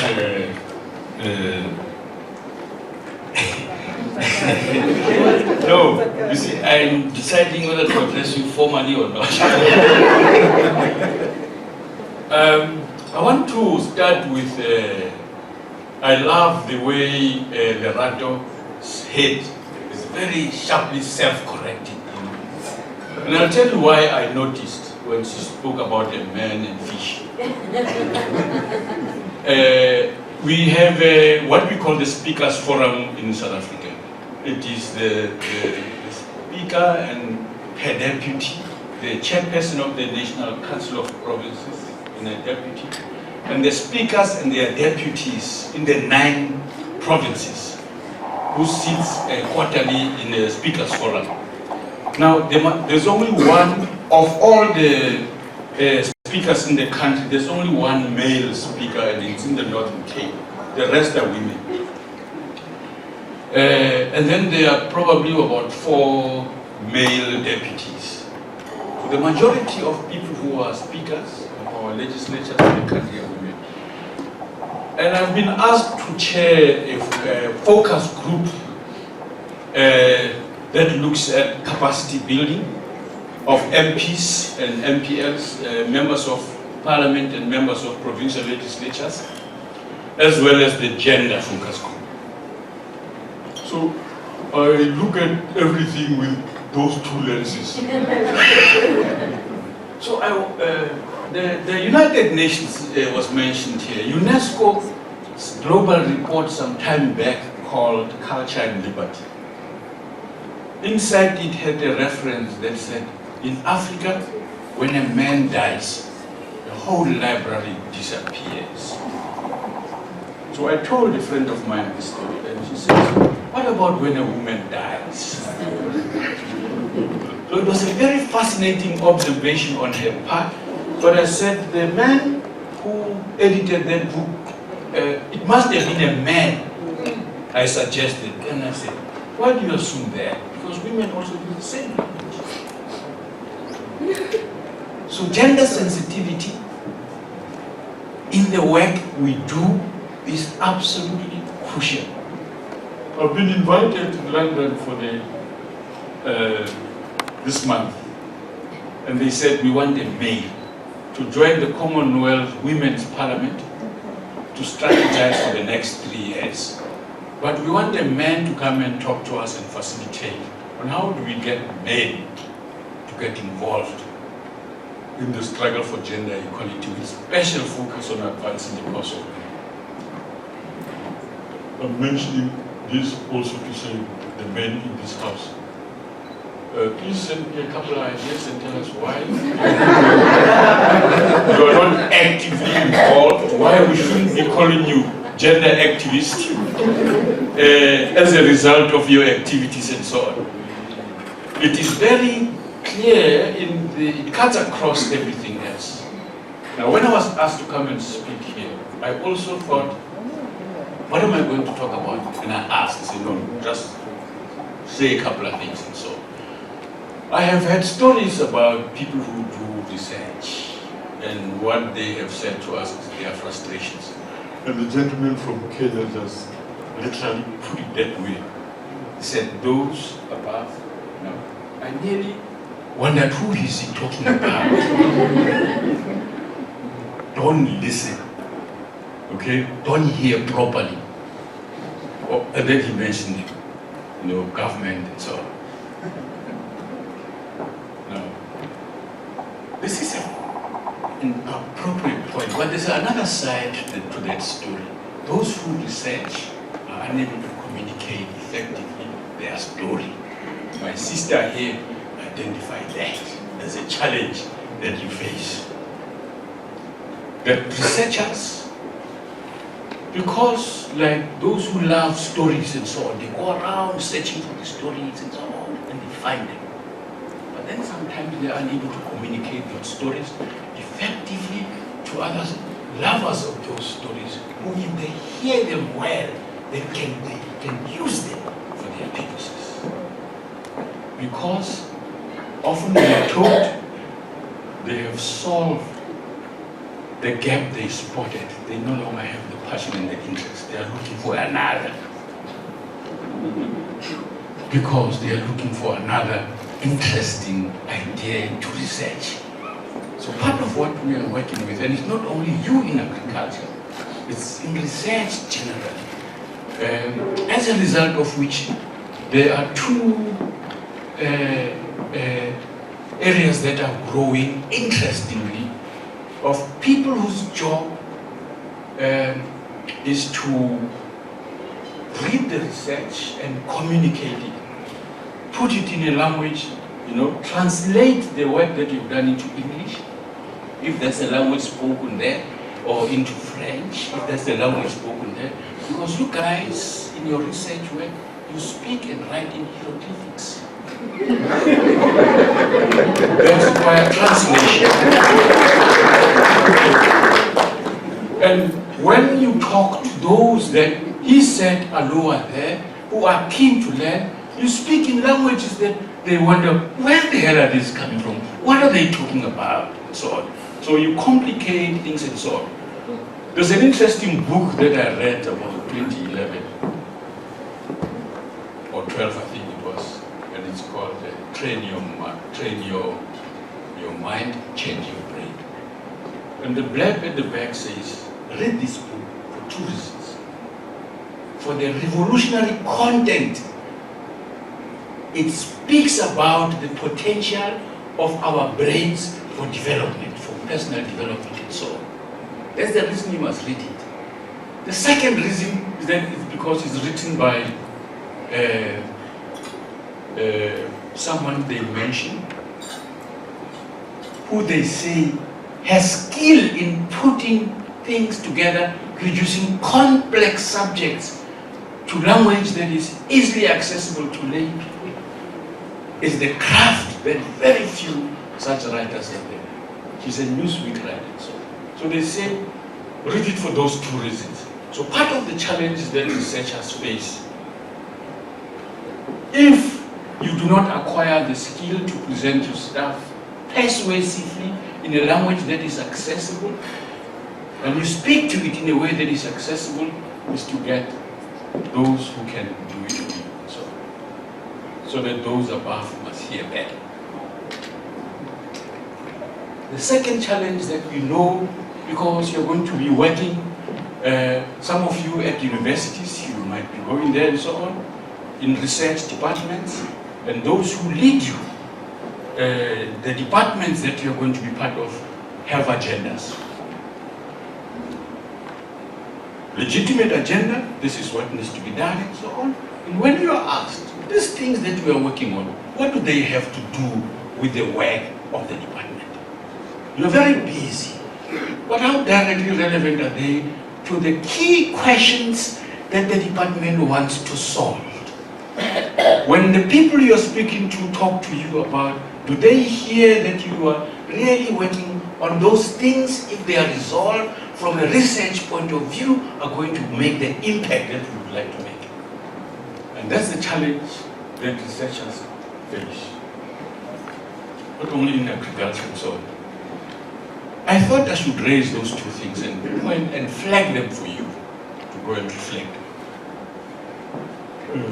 Let me make a couple of points about the story, the challenges in the continent, but globally as well, around agriculture.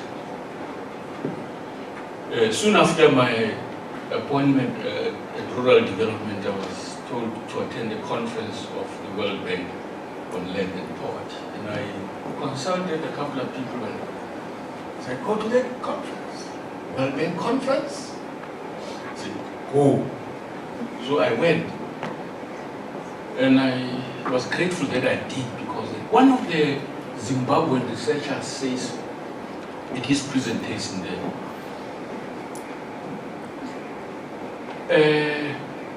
85 million hectares of land globally have shifted hands in a problematic manner.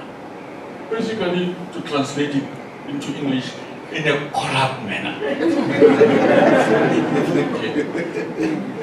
Of that 65 million of those is in the African continent.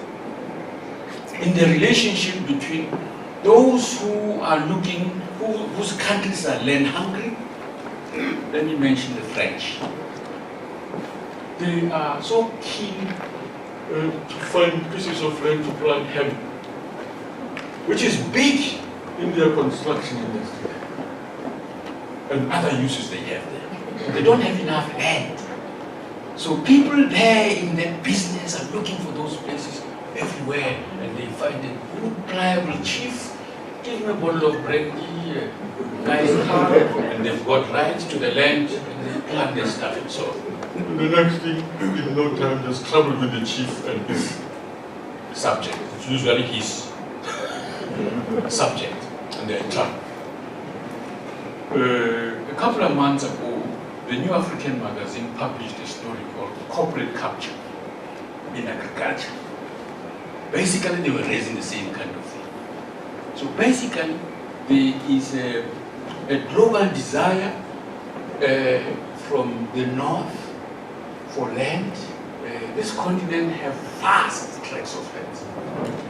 And there are others who are looking for it by hook or crook. And there are those who are here in this continent who are ready and willing to part with it easily for some exchange. So the environment in which we work is part of the biggest problems that we're dealing with, in addition to everything else that those who have spoken before me mentioned. I just want to end, because I was not meant to come and talk about it, that part of what we're trying to learn, as I spoke about capacity building, is that we are trying to find ways to use evidence in the decisions that we are making, like my sister said. We traveled to Kampala with Beth University to go and talk about monitoring and evaluation and how we can use that effectively in the work that we do. So in the assessment that do get done, how these are communicated to those who are making decisions. That's the challenge that researchers must play an important role in building basically the research base, the evidence which can then, as I said earlier on, communicated in ways that can be found useful for decision making. We are involved in South Africa in a big struggle around that area of development. Her department has got a huge number of reports now that speaks to that agenda of generating evidence to make decisions. We would like to impact in areas such as agriculture in a big time, but it's going to be a long campaign. that requires your input there. There's an old lady in Pilanesberg, one of the parks in South Africa. Yeah. Someone from here there? There's an old lady called Grace Masu. That old lady teaches young kids, boys and girls, how to live on herbs and plants and stuff in their neighborhood areas and so on. So that at a certain age they graduate and they are able to use, they now know which are medicinal plants in this neighborhood. They can use them for their own dealing with their headaches, dealing with scratches and stuff like that, and so on effectively. And so she teaches those things to young kids. So they grow loving plants and they are using, they now know the value of those and so on, including those that are edible, that you can survive on when mom hasn't delivered food or dad hasn't delivered food. Very fascinating stuff. Now, she had a friend of mine told me she's part of a Harvard group of students, scholars, in Pilanesberg. They were going to park there. And so the old lady is invited to go and talk to them. And as she does, there comes a bird making noise, flying around them, and she stops talking and says, "Hey, you're interrupting my conversation with visitors." And the bird literally did a cycle and flew away. So my friend says to me, they were absolutely stunned and confused. Is this a coincidence? Or is this woman so powerful?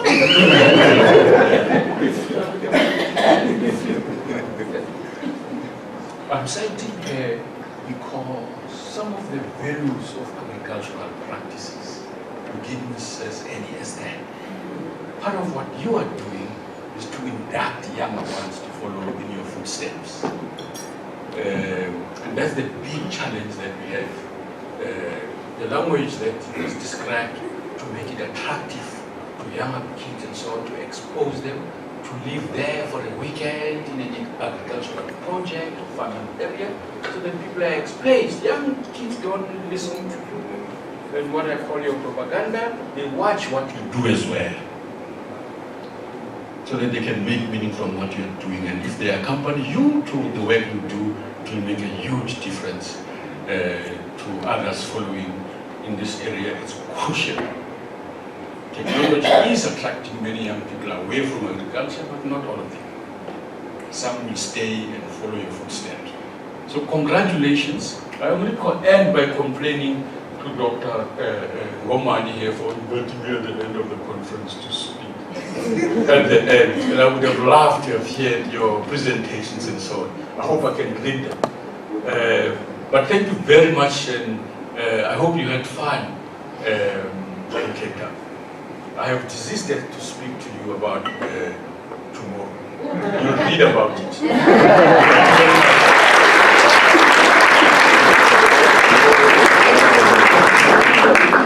I think our Deputy Speaker deserves another round of applause.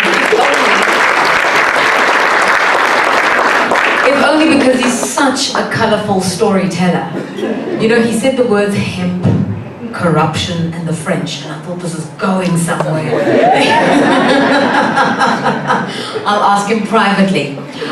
I just want to say, Deputy Speaker, that women are powerful, extremely powerful, and I can prove it to you. I know that UWC did a random poll, a sample once. And what they did was they took 100 men and they said, all of you who acknowledge that you are controlled by your wives, stand in this queue. And 99 men stood in that queue. But there was the one guy who stood in this queue. And people couldn't understand. And so they said to him, and you? And he says, no, I'm standing here because my wife told me to.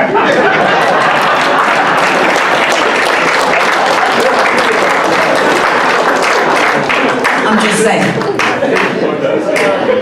Ladies and gentlemen, we don't want to impede your dinner. It's almost dinner time, and we really want you to use that opportunity to savor the good food at the one and only, network, have fun, and be entertained. So we're going to introduce to you our final speaker for this evening. You will have seen him throughout the duration of the conference. Just to give us a vote of thanks, his name is Martin Bwalwa. He is the head of the Comprehensive Africa, I can't even read my handwriting here. But anyway, Kato at the NEPAD agency. I can't read my handwriting, sir, so please forgive me.